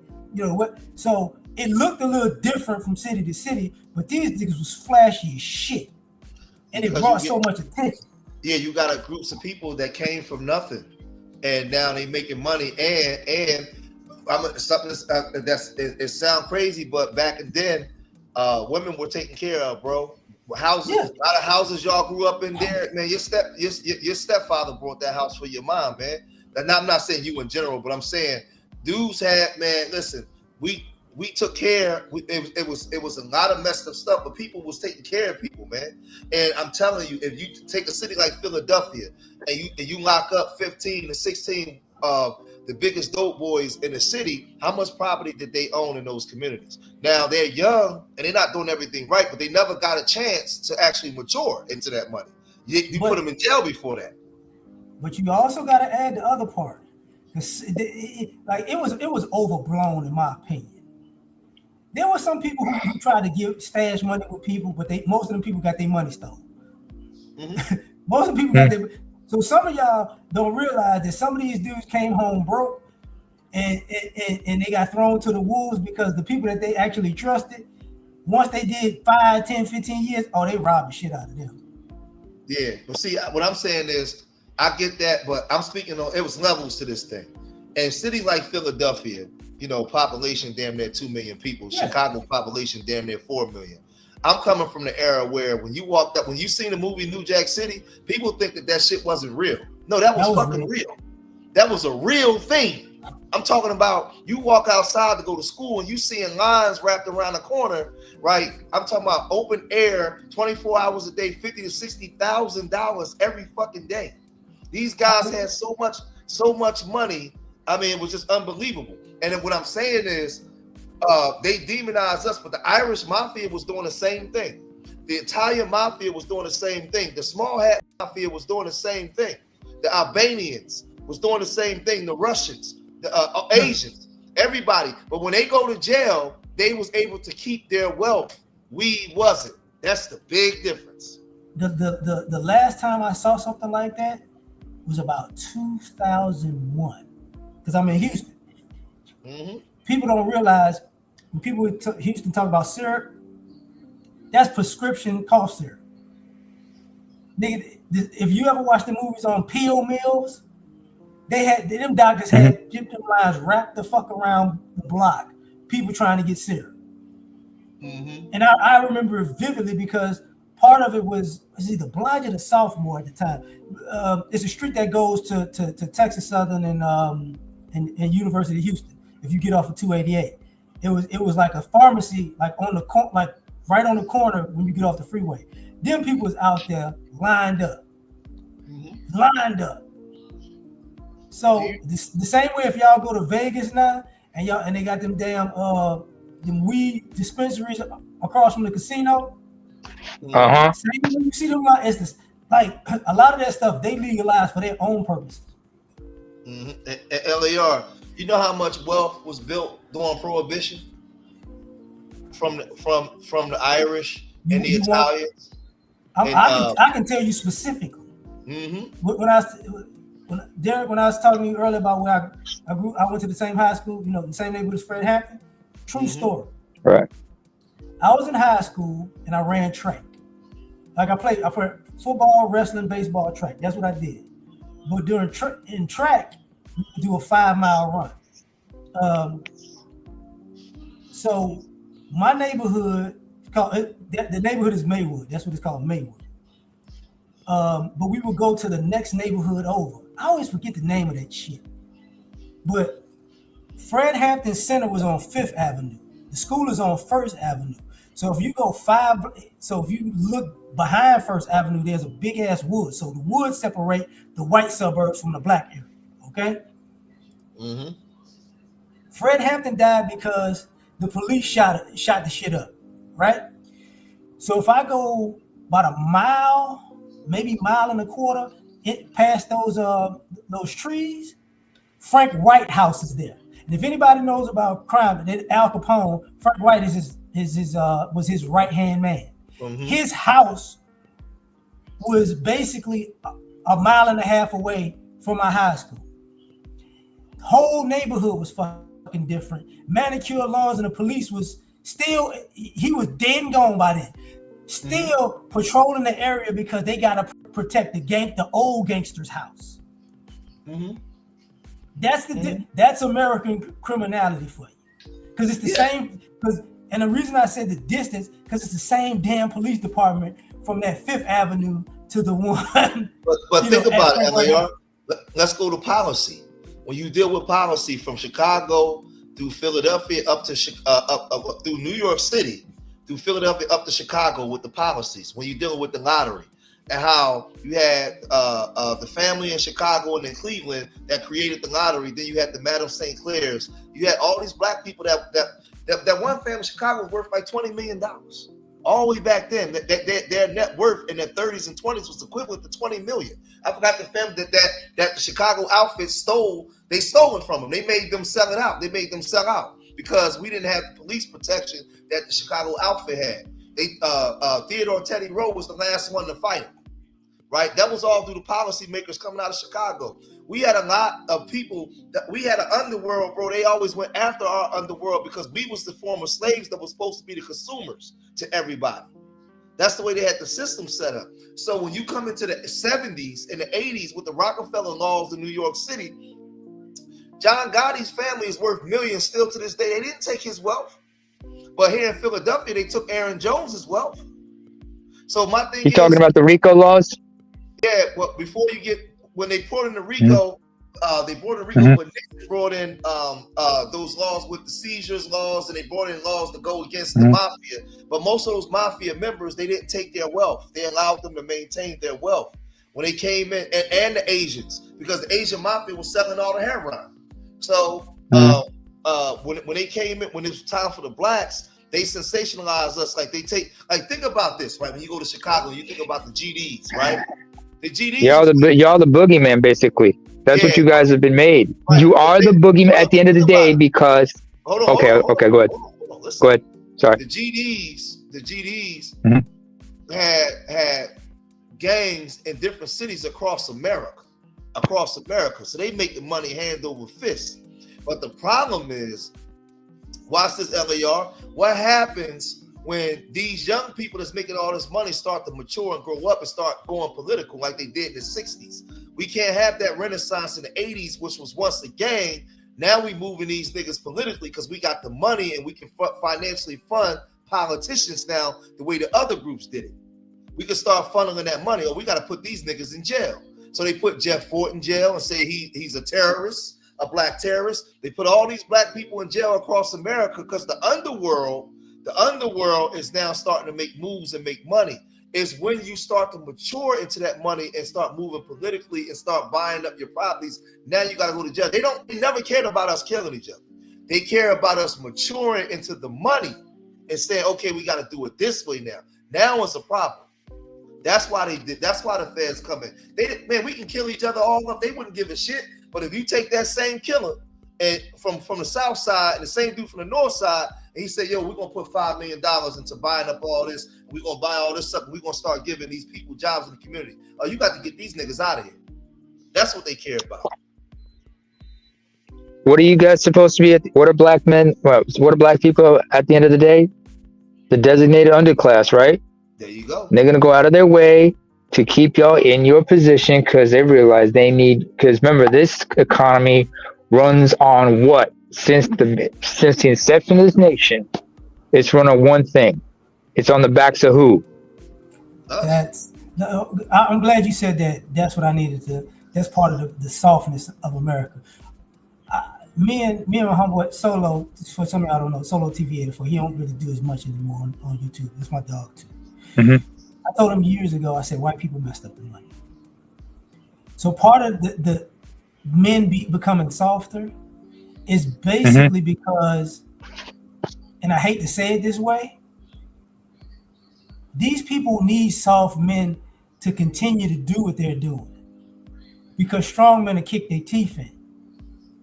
So creating an advantageous society of soft men means nothing is really going to change. So when we're talking, when I'm talking about the men and women becoming soft, part of the issue is that soft people like symbolism, strong people like tangibles. So you see men, presenting themselves as I'm a man, but they're still soft, which means they'll talk a whole lot. But when it's time to do some action, they're really not gonna do it much. So people can still run their ass over because it's like, what you gonna do? Because when I say they messed up the money and they messed up the economy, they don't intend to fix it. No, they're not gonna fix it. They're not gonna fix it. That's you just said a mouthful because I told my wife earlier. I said everything that you see Trump doing down their policies, you think when the Democrats get back in, they're gonna roll that stuff back? No, Trump is just the big bad guy to push things forward. But 90% of the stuff that they pushing forward, when the Dems get it, they're not gonna roll it back. It is what it is. Like I say this about politics. People get in these political debates, and I always say everybody's stupid. And the reason I say that is because it doesn't matter which side you're on. If you're a Democrat or a Republican, it don't matter because of this particular thing. If the Democrats get in office and they do something that works for America, when the Republicans get in office, they're going to kill it. If the Republicans get in office and they do something that works for America, the Democrats going to kill it. So where you going to wind up? In the same damn situation. These people have no intention of fixing anything in this country. It's a status quo they need to maintain by any means necessary. Yeah, it's the agenda is the agenda, regardless of whatever they present to you. The agenda is the same. And guess what? When it comes to the agenda behind closed doors, they bipartisan with that because they benefit economically from whatever agenda that's in place. All of them are financially invested. It's a Two joke. wings on the same bird, my dude. It's two wings on the same goddamn vulture. Excuse my French. I was gonna do a video on this because I got the clip. Okay. No, I saved in my phone. I got Hey, I'm gonna jump off, Ellie. I gotta get yeah, in here. I'm gonna get out of here in a minute too. Yeah. There's a senator that was making skateboards. I want to say he's a senator, white dude, and he was like he made a skateboard, and because he was in the Senate, in Congress rather, they did an auction and they sold a skateboard for $700. And he was like, shit, I should just make skateboards then if this is what we doing. And they told him, no. If you need a lawyer, you need a business partner, you need this, that, and the third. And his response was, he said, I'm at an attorney's office. And I'm like, so let me get this right. I can't make skateboards because I need all these things, but I can do insider trading. And the dude was like, yeah. So understand, this is how it's set up.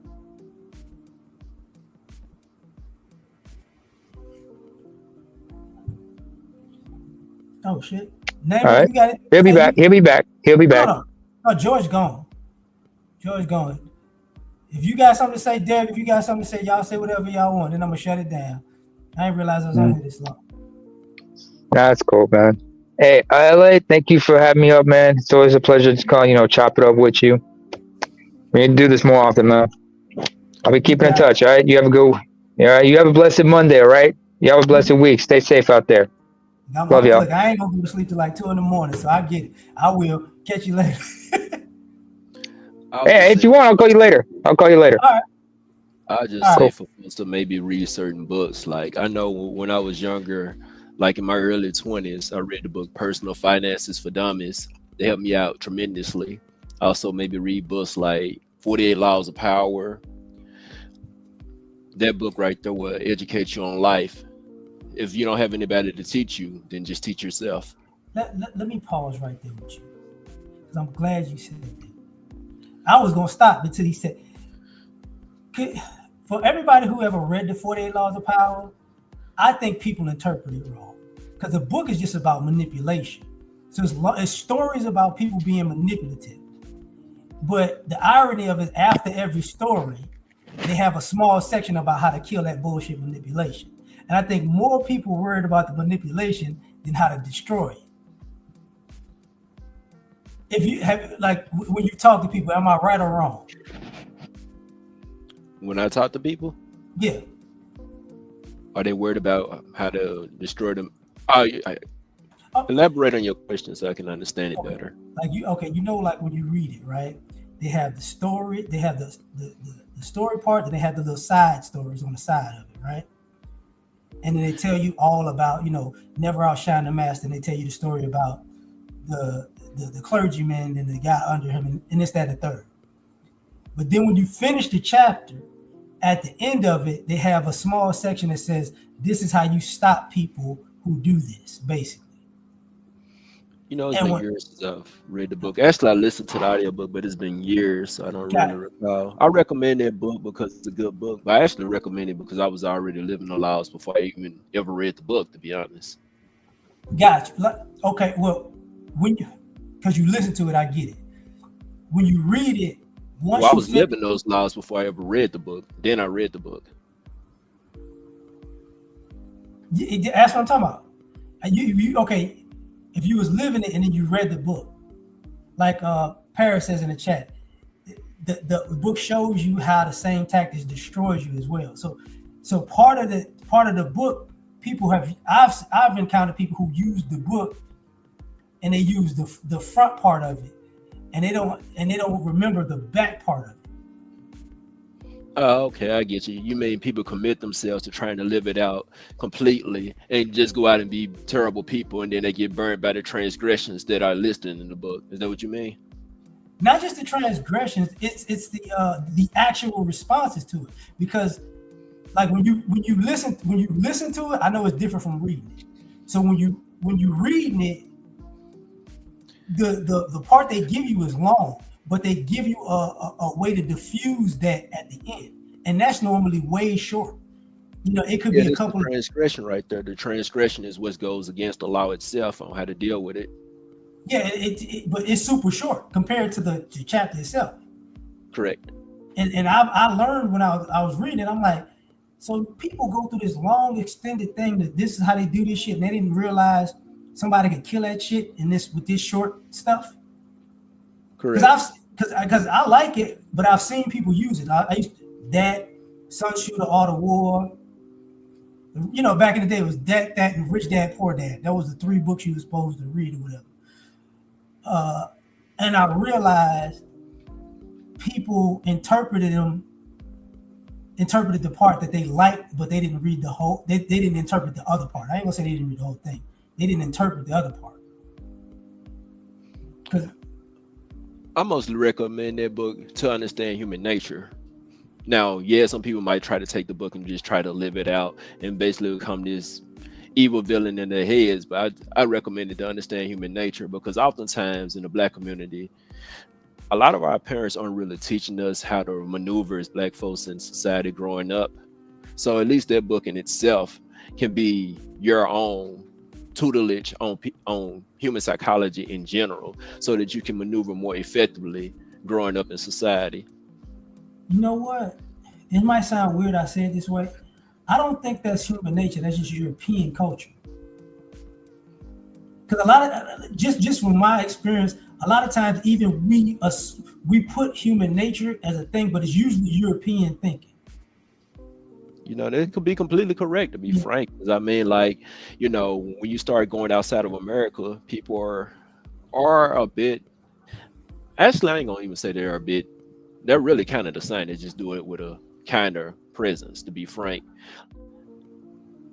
Well, That's I been my mean, experience for us anyway. They just do it with a kind of presence. I could use Belize for an example if I want to be frank, because I just left Belize in October. And like in Belize, they speak English just like us. Actually, they look yeah, just like us. And I know Belize, I was in San Ignacio for a large part. And it's like it's the type of area like the darker skinned people are kind of treated less than. Lighter skin is treated better than. They only treat you better when they realize you're American because your accent. And when you go to Belize City, which I spent some time in, it's more people who look just like us. There are skin tone. You have the Asians out there who are so racist you cannot even go in the store, and they only want your money. But the thing about it is, and I go back to San Ignacio, the people are very nice to you. Well, they're nice to you, but they are still kind of treating you like you're less than until they hear the American accent. Then they assume you got money. So a lot of the stuff when you start going out of the country in different areas, at least where they speak English, you notice it's the same. Even in Mexico, it's kind of the same. Now it's been a couple of years since I've been in Japan, and I don't speak Japanese, but that's why I mostly call it human nature. It's like you kind of run into the same thing. Like I ran into it when I was in Malaysia. You run into the same thing, just done with a nicer veneer of kindness. I get it. The reason I say it that way is because most of what you're talking about is European influence that created it. Well, you know, Malaysia is mostly controlled by the Chinese.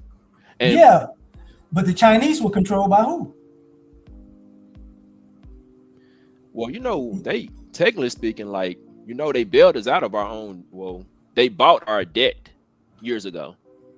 I remember when I was in undergrad school, there was something we discussed, Right. like when we had all this debt and they took over it for us, which kind of meant they owned us to a degree.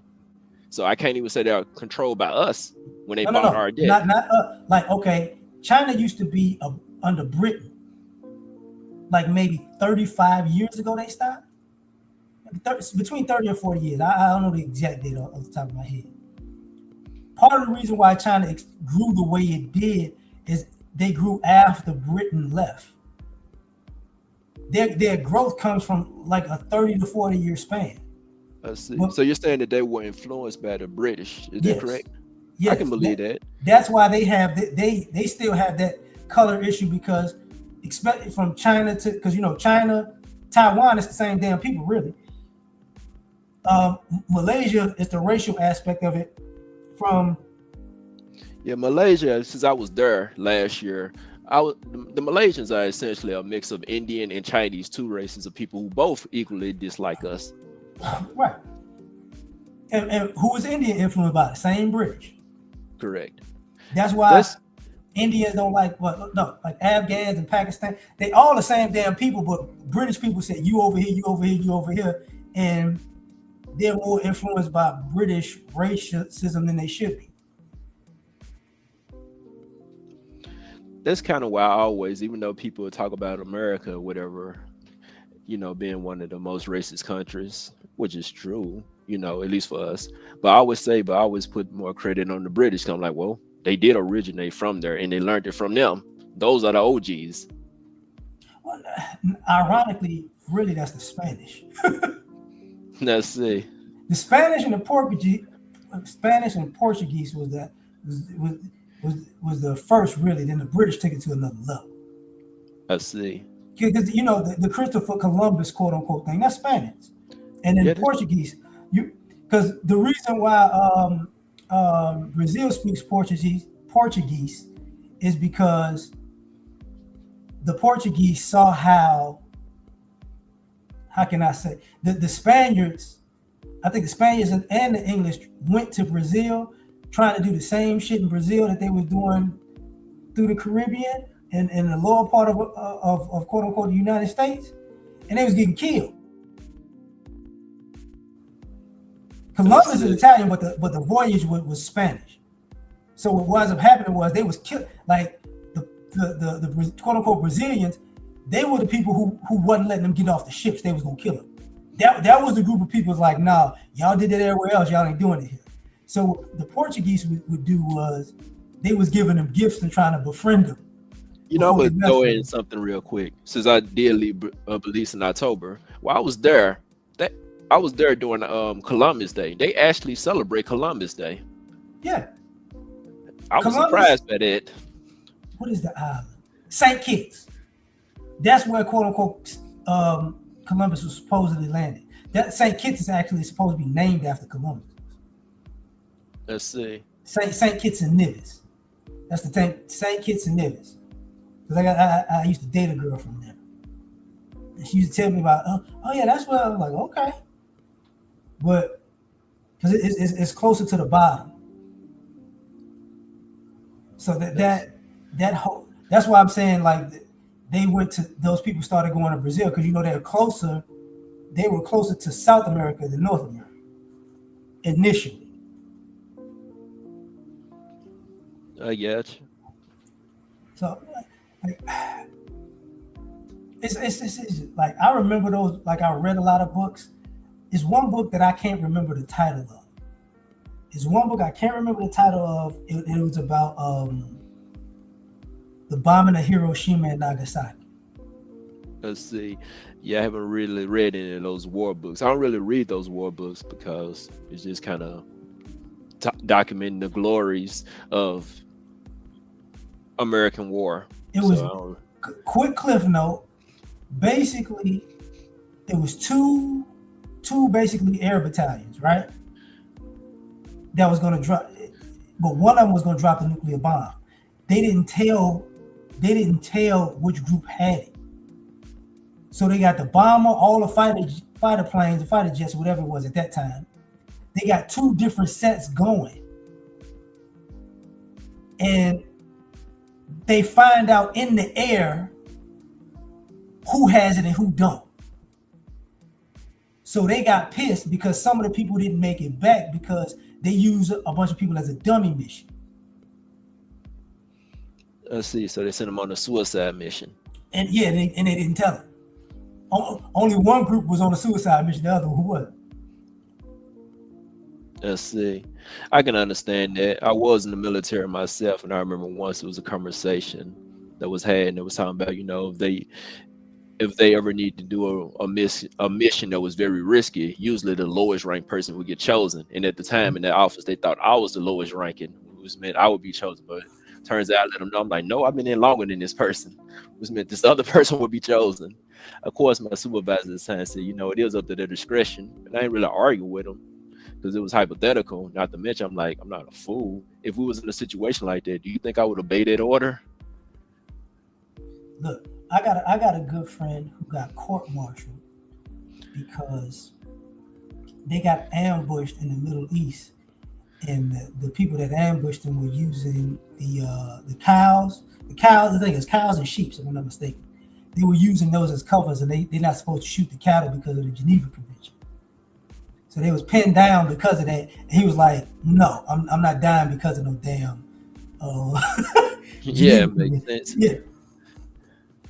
So they got some weird rules. I highly doubt anything happened to him. When I was in, I was a Hmm. part of special operations command, and I remember talking to this particular guy because he had lost a stripe temporarily, and I only use the word temporarily. I only pulled it for a few months, and that's because he lost his mind while he was on a mission and went on a killing spree and started killing everybody. So women, children, and the enemy. Yeah. I'm my friend, he did get court-martialed, but they wound up giving him an honorable because he basically saved his battalion.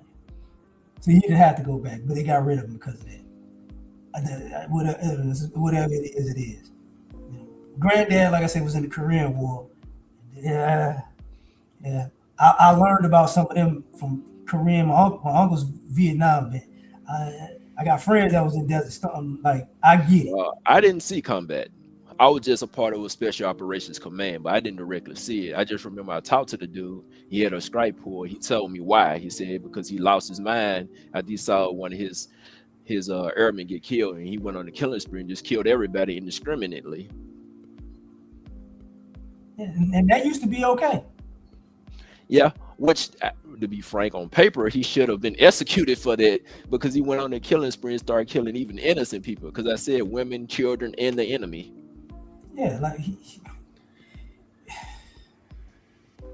look, man, like you know what? I'm not finna say that. Since you said I'm shadow banned, I ain't gonna say nothing to make it worse. Cause some of the shit I know, they be like, "How would you know that?"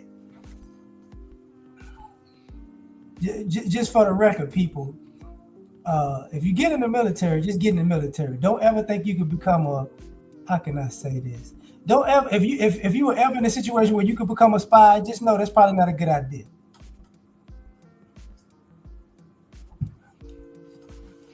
Because they're gonna send your own people to get you. I know a guy. I used to be friends with this dude. He was never in the military. He didn't speak on it much, but he did tell me that he did do some work for the government itself.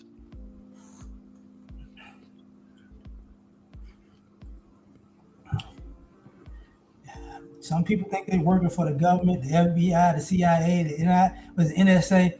Understand, they might send some special ops to come get your ass. Same way they do in games where they go, hey, you know what? I think he told.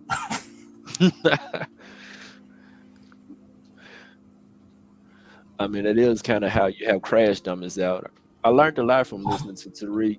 He made a point which explained how there was this one guy who I knew growing up who somehow was still out on the streets, despite the fact that it really made no sense at all. Because he was literally a crash dummy. Yeah. And it's probably because of him being a crash dummy, he was just giving him information. Actually, I know he had to give him information. I feel confident about that because I remember one day I saw this guy who was a homeless dude. And I remember driving by and I actually saw him talking to an undercover police officer because I saw it was an undercover cop and he was talking to him, feeding him information. Yeah. So years ago, you know, I used to tell people about things that went on in the streets because I was around the streets before when I was a child, before my friends was in gangs and around drugs. So I was around that stuff early. So by the time they thought it was, I guess, cool and fun and the thing to do, I was already burnt out of seeing it.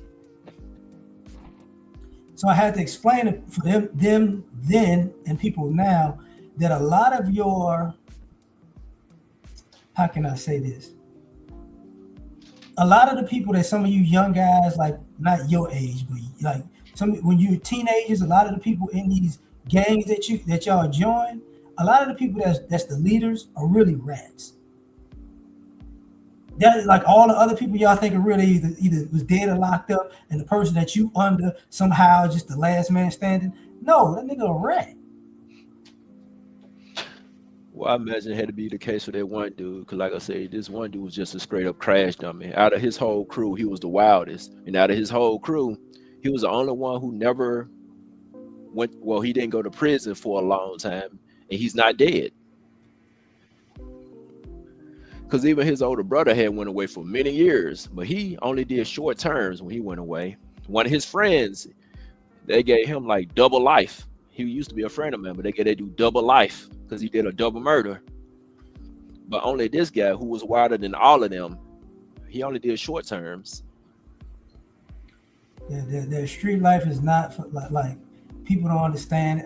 I know for a fact that a lot of y'all don't realize the reason why even y'all see some of y'all favorite rappers who want to say they was gangsters and emulate gangsters, the reason they got a weed problem and a drug problem is because they got an anxiety problem because they got hooked to somebody out to get them.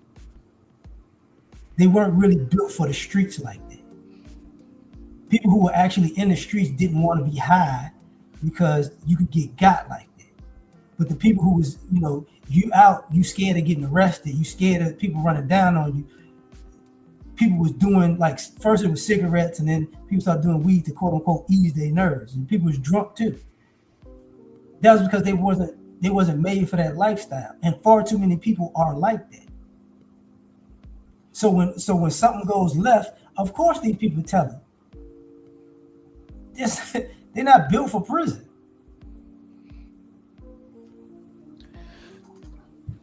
I don't know how that dude, since I mentioned it, like the dude I told you got a double murder. I don't really know how he managed to survive, but he somehow became a kingpin in prison, despite the fact that dude was weak as water. He did not know how to fight at all. Prison is a different environment, man. Different environment. Yeah. A lot of time, like, I hate to say this, but a lot of time age plays. Sometimes it's age, sometimes it's reputation. Because older people, they can live off of stories that younger people don't really know. So now you got blind faith. You get what I'm saying? That dude went in young. He went in a little after high school because I was in the military, but I heard he went in probably like a year after I went in the military. He went to prison for life, double life. Like, and it is. I think he out now. Now that I think about it, he has to be out now unless he did something in there. When I was a kid, when I was a teenager, that was the first. That was when they started locking up. Well, it ain't the first time they started locking up teenagers, but when you try teenagers as adults, that's when they started doing that heavy. So I know a guy who came from a good family. He wanted to be in the streets, and he got into it with somebody and ran down on somebody, and the gun jammed. Back up. The gun didn't jam on that. He ran out on the boy, and the boy told him, "Yo, you ain't built like that. Go ahead, pull it. And if you pull it, you know what's gonna happen to your family." So then he ran. He started crying and he ran home. And he was so upset basically that he couldn't do what he wanted to quote unquote do, because a previous time they had shot at him. And then the gun jammed on that one. It started working and then it jammed. He got so mad that he couldn't quote unquote get his get back because he really wasn't built like that. He wound up killing the guy like a month later. And he got like 47 years at like 16 years old. I guess he showed him. No, it was a different guy. It was a different guy, had nothing to do with it. Different guy. Let's see. I was talking to somebody earlier. I guess he showed that person that he gone away for the rest of his life. No, I think he's out now because I graduated at 17. He was a year older than me, and when it wasn't federal time, it was state. Oh, okay, juvenile life. No, they charged him as an adult, so he had to do about 20 something. He has to be out now. And I know what you're talking about with the other thing, because I know a different situation where he dead now. He's one of my homeboys. He took the charge. He should have took the charge though. Him and his best friend went to a concert, and he saw some rivals and shot a Mac 11 through the concert trying to kill these dudes. got in a damn police chase, and he got locked up because of that. But he was with his best friend, and he just took the whole charge because he was like, look, he actually, people don't realize niggas really don't really do that. That's a movie shit when people just stand on it that I did it. Usually they drag other people down with them. So he actually stood on it, and his homeboy, he was free because we thought he was locked up. When he was in high school, we thought he was done.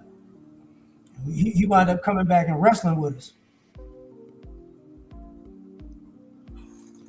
Let's see. I know it happens sometimes. I remember some female who I ran into who was a complete hood rat, but she told me about how her dude got killed about somebody, and even though she said this guy did the job, said that the dude's brother, he just took the charge for him.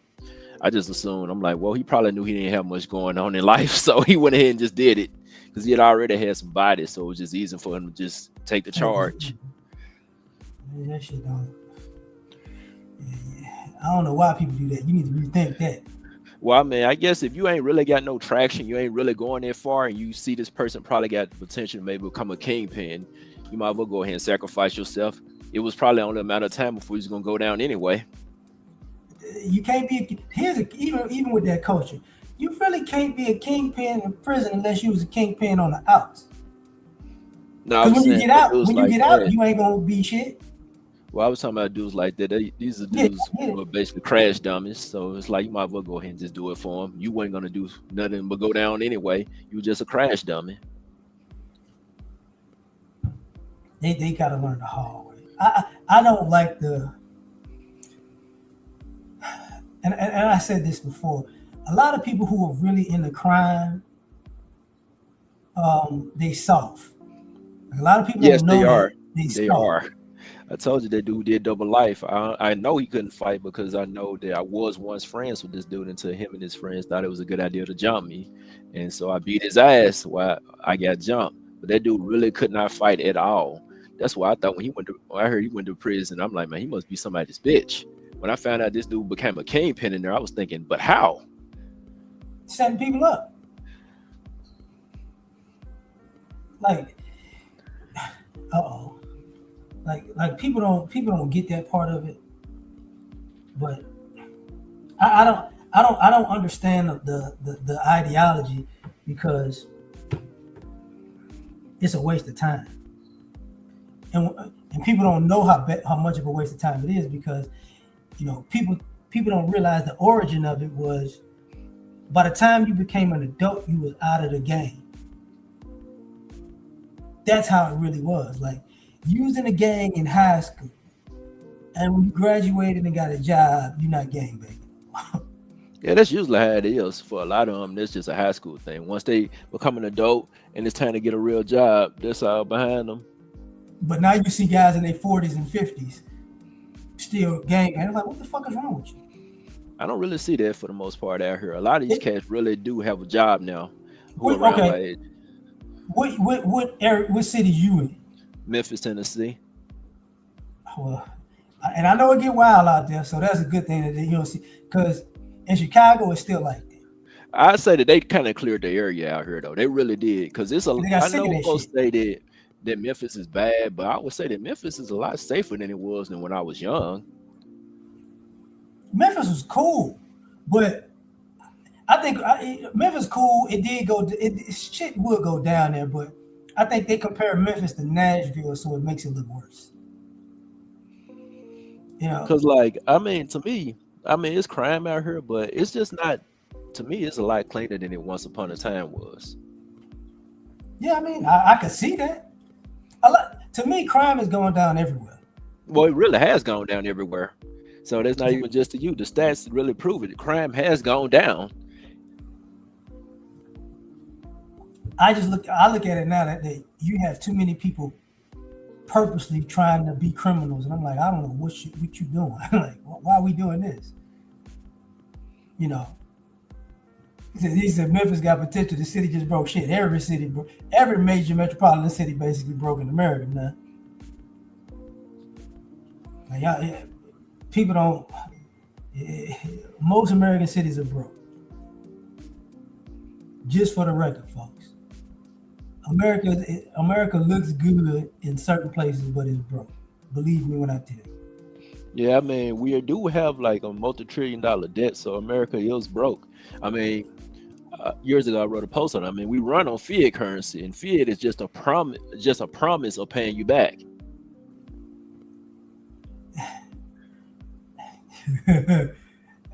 The question is that people don't know who they like. When you said China has a debt, China don't have all of it though. China has like maybe a quarter of it, if I'm not mistaken. Because when China got it, it was smaller than it is now. Because I remember the debt started going up.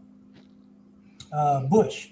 Well, I mean, that's kind of that is it. There's a major reason why Trump has created the whole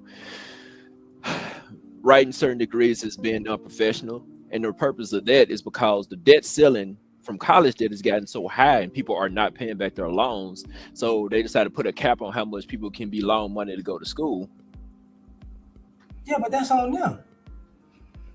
Yeah, that is on them. But What? I mean, I do believe that as adults, you're responsible. You have accountability. You have freedom. You have responsibilities, and it's also on the creditors. But the schools, because I know I checked out a video. I think it was by Lisa Cabrera. She said that like because these were considered to be professional degrees, there was no cap on giving these people loans because they could get federal loans, and since schools looked at it as though the federal government won't run out of money, they would loan them as much money as necessary. And because the schools realized that these people would not run out of money, the cost of schooling went up substantially. So they have now written these how they become non-professional degrees to incentivize schools now to lower their cost of being reasonable. See, I wasn't joking earlier when I said because black people started going to college, they raised the price. I was dead serious. People don't okay. I started college in 97. So so by the time I finished, from the time I started to the time I finished, I saw how they was raising the shit. All right. So, and I went to HBCUs. So I saw this beforehand, during, and after. Basically, because people don't remember, everybody that used to go to college, it was like the top 10 percentile in high schools. In a general sense, college was a whole lot cheaper. Then there was the thing where the admissions was lower because if people had more money, they could pay for their families could pay for it. That's why you have all of these older people who went to these prestigious universities that they consider prestigious now. They wasn't really that prestigious back then, except for the Ivy League ones. But the other ones, they really wasn't prestigious. What made these schools prestigious, honestly, was the sports programs. The sports programs brought so much attention to these schools that that was their reason for upping the tuition. The University of Miami was like a slash Ivy League school. It was like an off-brand, like Northwestern or Rice University or Cal. And Cal still like that, in Stanford. All of that shit happened because when they saw black people going to college more, they started upping the price. But the situation with black people in the 90s, most of us was going to HBCUs because of a different world. It wasn't the Cosby Show, it was a different world. And then in the 80s, that was the bringing black people to school thing, because that was how you saw universities make more money. That's when you saw Miami blow up. It was the 80s. Florida State. LSU was the SEC was already the SEC. It was just more racist back then. But you started seeing more black people in the Big Ten schools when they talk about the Power 5 schools, because USC really beat everybody ass back in the day because they was like the first ones doing it. So once they got to that part, they started raising the price. Our school won a national championship. The price is going up. Our school has all of these great players. The price is going up because people forget that a lot of these great schools weren't using their scholars as a reason to go. people go to Oregon because old boy is that Phil Knight, I want to say? He went there. People can't like Oregon, you talking about when you say Phil Knight, you talking about the coach? No. I'm talking about the guy that runs Nike. Oh. One of the guys that either the founder of it or one of the major guys, I think it's the founder though. I forget his name at the time. He went to University of Oregon, and then, I don't think he graduated. Just like they use Mark Zuckerberg. He went to college, but he didn't graduate. It's rare that they use those guys as much. They were using their athletes more. So the athletes were basically making the schools bigger than they were, and they started charging the students. And it was a way to keep out black people because the price was so high. It was like only white people could afford it. That's why, in the 80s, 90s, and 2000s, a lot of black parents would be like, yo, we got to find a way to get you a scholarship to get in school because he couldn't afford it. Now, the flip side of that is where a lot of people got jammed up is because by the time admissions were letting more and more people in, you had too many young people who wanted to be out-of-state students. They didn't want to go to school in the state that they graduated in, so then they went to another state, so they double charged their ass. And that's part of the reason why the tuition is outstanding, because you gotta think about it. If like you said, you Tennessee, so think about it. If you could have went to Memphis, or you could have went to Vanderbilt, or you could have went to Tennessee State, or you could have went to the University UT, right? Because you in that state, you got that rate. But if I was in Illinois and I went there, I'm paying double what you pay because I really wanted to go. So you said it made me wonder, because I know I was in the military, using my GI Bill, and I went to ECPI. I don't think ECPI had that rule for us. No, because you was a veteran. They use you as a veteran. No, I'm talking about even for the people who were not veterans. But then again, the people who weren't veterans did live in the state of Virginia, so it didn't apply to them. Yeah, because I remember, because ironically, I applied to go to Tennessee State too. It was one of the colleges I applied to, and I would, how can I say this? I wound up using that same out-of-state program to become an in-state student in a different state that I didn't graduate in. So I learned the ins and outs of that, like in the 90s, early 2000s. So a lot of these cats, they don't realize, that part of that student loan debt, it has a racial aspect, and it backfired on white people. It backfired because it was more white students that went to school than black people. And it's cool to get you got this debt, but now, you got this degree, but you owe $100,000. It don't add up. Yeah, especially since college debt is the one thing you cannot file bankruptcy on. They took that away from y'all. You used to be able to do it. I didn't know that you ever was able to do it for college debt. Let's see.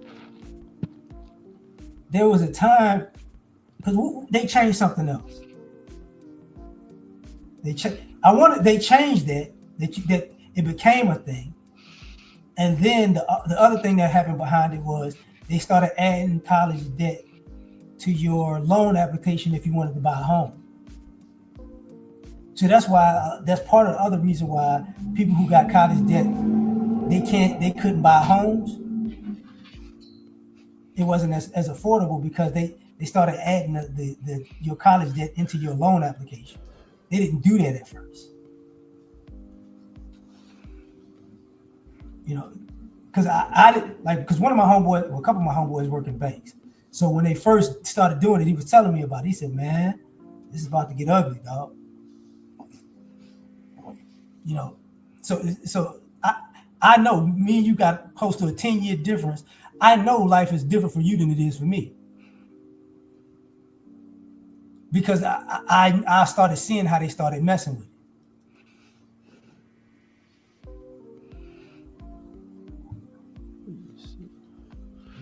I'm gonna look that up. I'm gonna Google it now.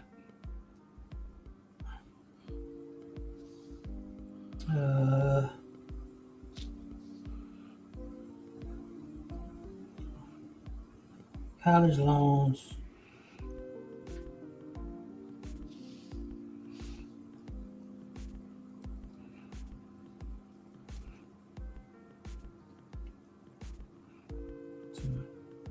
Because I remember bankruptcy used to be different.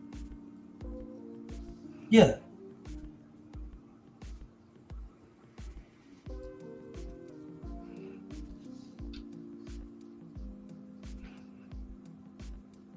It's a part of a change in 2022. I know it goes back further than that,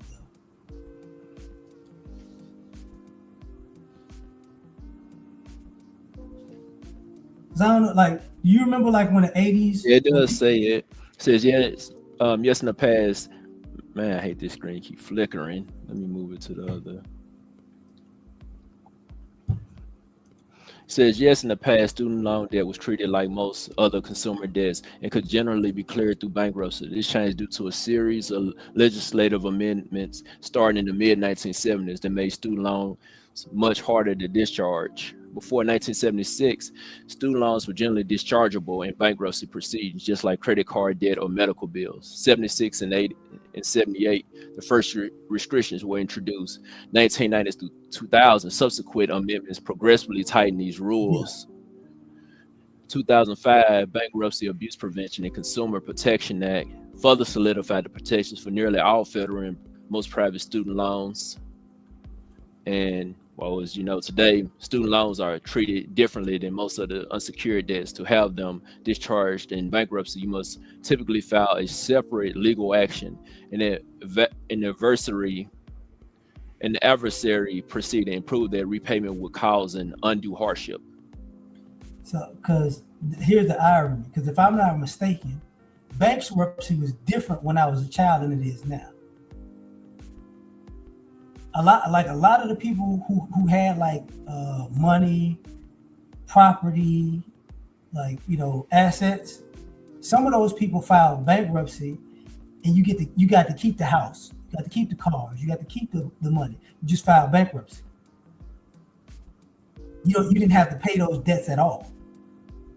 That was the thing people was doing in the 80s. It stopped in the 80s, if I'm not mistaken. Because there was a time when it was like, oh, when black people start doing it, they gonna kill that shit. And black people started doing that shit, and then they were like, no, you can't do that. That's what, like when they say they make the laws a little bit more stringent, they was changing it along the way, but people was getting away with that shit for a very long time.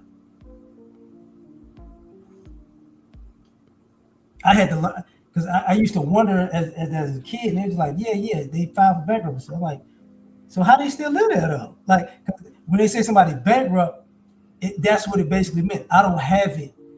Let me go. They started adding stipulations and rules to it. Like, no, you gotta do this, you gotta do that, you know. And then they had their rule where you could file bankruptcy, but it was on your credit report like 7 years, and then it got wiped clean. That's like all that extra stuff started coming over time. I didn't know that when I was there. I thought that was I was there. Cause I know when I was a little kid, my mother filed bankruptcy, so it ruined her credit for 7 years. But from what you're saying, that was a new thing. Yeah, they weren't like some of the things you see in America now are just revamped versions of shit. But they keep, like, people was getting away with a whole lot more than they get away with now. You know, did they screw us as a group? Yeah, but the shit that they was letting people get away with, it was astronomical. Like the things that we consider normal now. If it was somebody, let's just say, that was 40 years old in 1980, in 1990, they couldn't live in this era. Because the the reins are so tight on shit. The shit that they used to be able to get away with was crazy. You gotta remember when you said your mama filed bankruptcy, that was an era where you could put that shit on, you could put shit in your kid's name. You know, kids had apartments, credit cards, phone bills, electric bills, all kinds of shit. They didn't care like that. But yeah, times have definitely changed. But let me get out of here, man. I gotta get my mother from the airport in about 3-4 hours. So I'm gonna try to take a nap. I appreciate everybody that was rocking with it. And if I'm up here, man, if you come up, you're welcome anytime. Just let me know, man. All right. All right, man. Have a good one. Everybody, catch y'all on the next one, man. Peace. It looks like a job for Superman. Do this, Spoken from the lips of the young or the old, fear of me. Yeah. Gotta put it all in. And they are Superman. All the way. I guess I'm taking off the cake through the glasses in the trash. Being super is great, saving y'all is such a drag. Even God took a break, me I ain't coming back. I got one life to live, if you don't like it, that's your ass. Cause nobody saved me, plus when I'm broke, I'm just a peon. I could use somebody just like I'm the kings of neon. This world is cold as ice, mixed with salt, mixed with freon. They got me pissed off, but that's better than being peed on. For eons, human beings took kindness for weakness. When you constipated, you start to appreciate shit. Put before you life and death, and you just gotta choose. The kryptonite life means you should follow the rules. If your credit's messed up or your bills ain't paid, then it's getting disconnected. Can't nobody say the day. And I can fly, leave a building in a single bound, but I can't stand fair weather friends, and I just fly around. My super friends in Justice League, only folk I kick it with. Kill Lex Luthor, so what, we had to finish it. Kids play games and adults play for keeps. And me, I play to win, but I ain't playing in these streets. And life is not a joke, then again it ain't this serious. Superman can say the day, but God can say the Superman. Saga of the kryptonite, life just ended. You enjoy listening? Man, I'll finish it. Lois, come holler at me. I got an ice couch. Thank you for coming out, listening. I knew you would like it because we made it. I'm so frigid and so fly.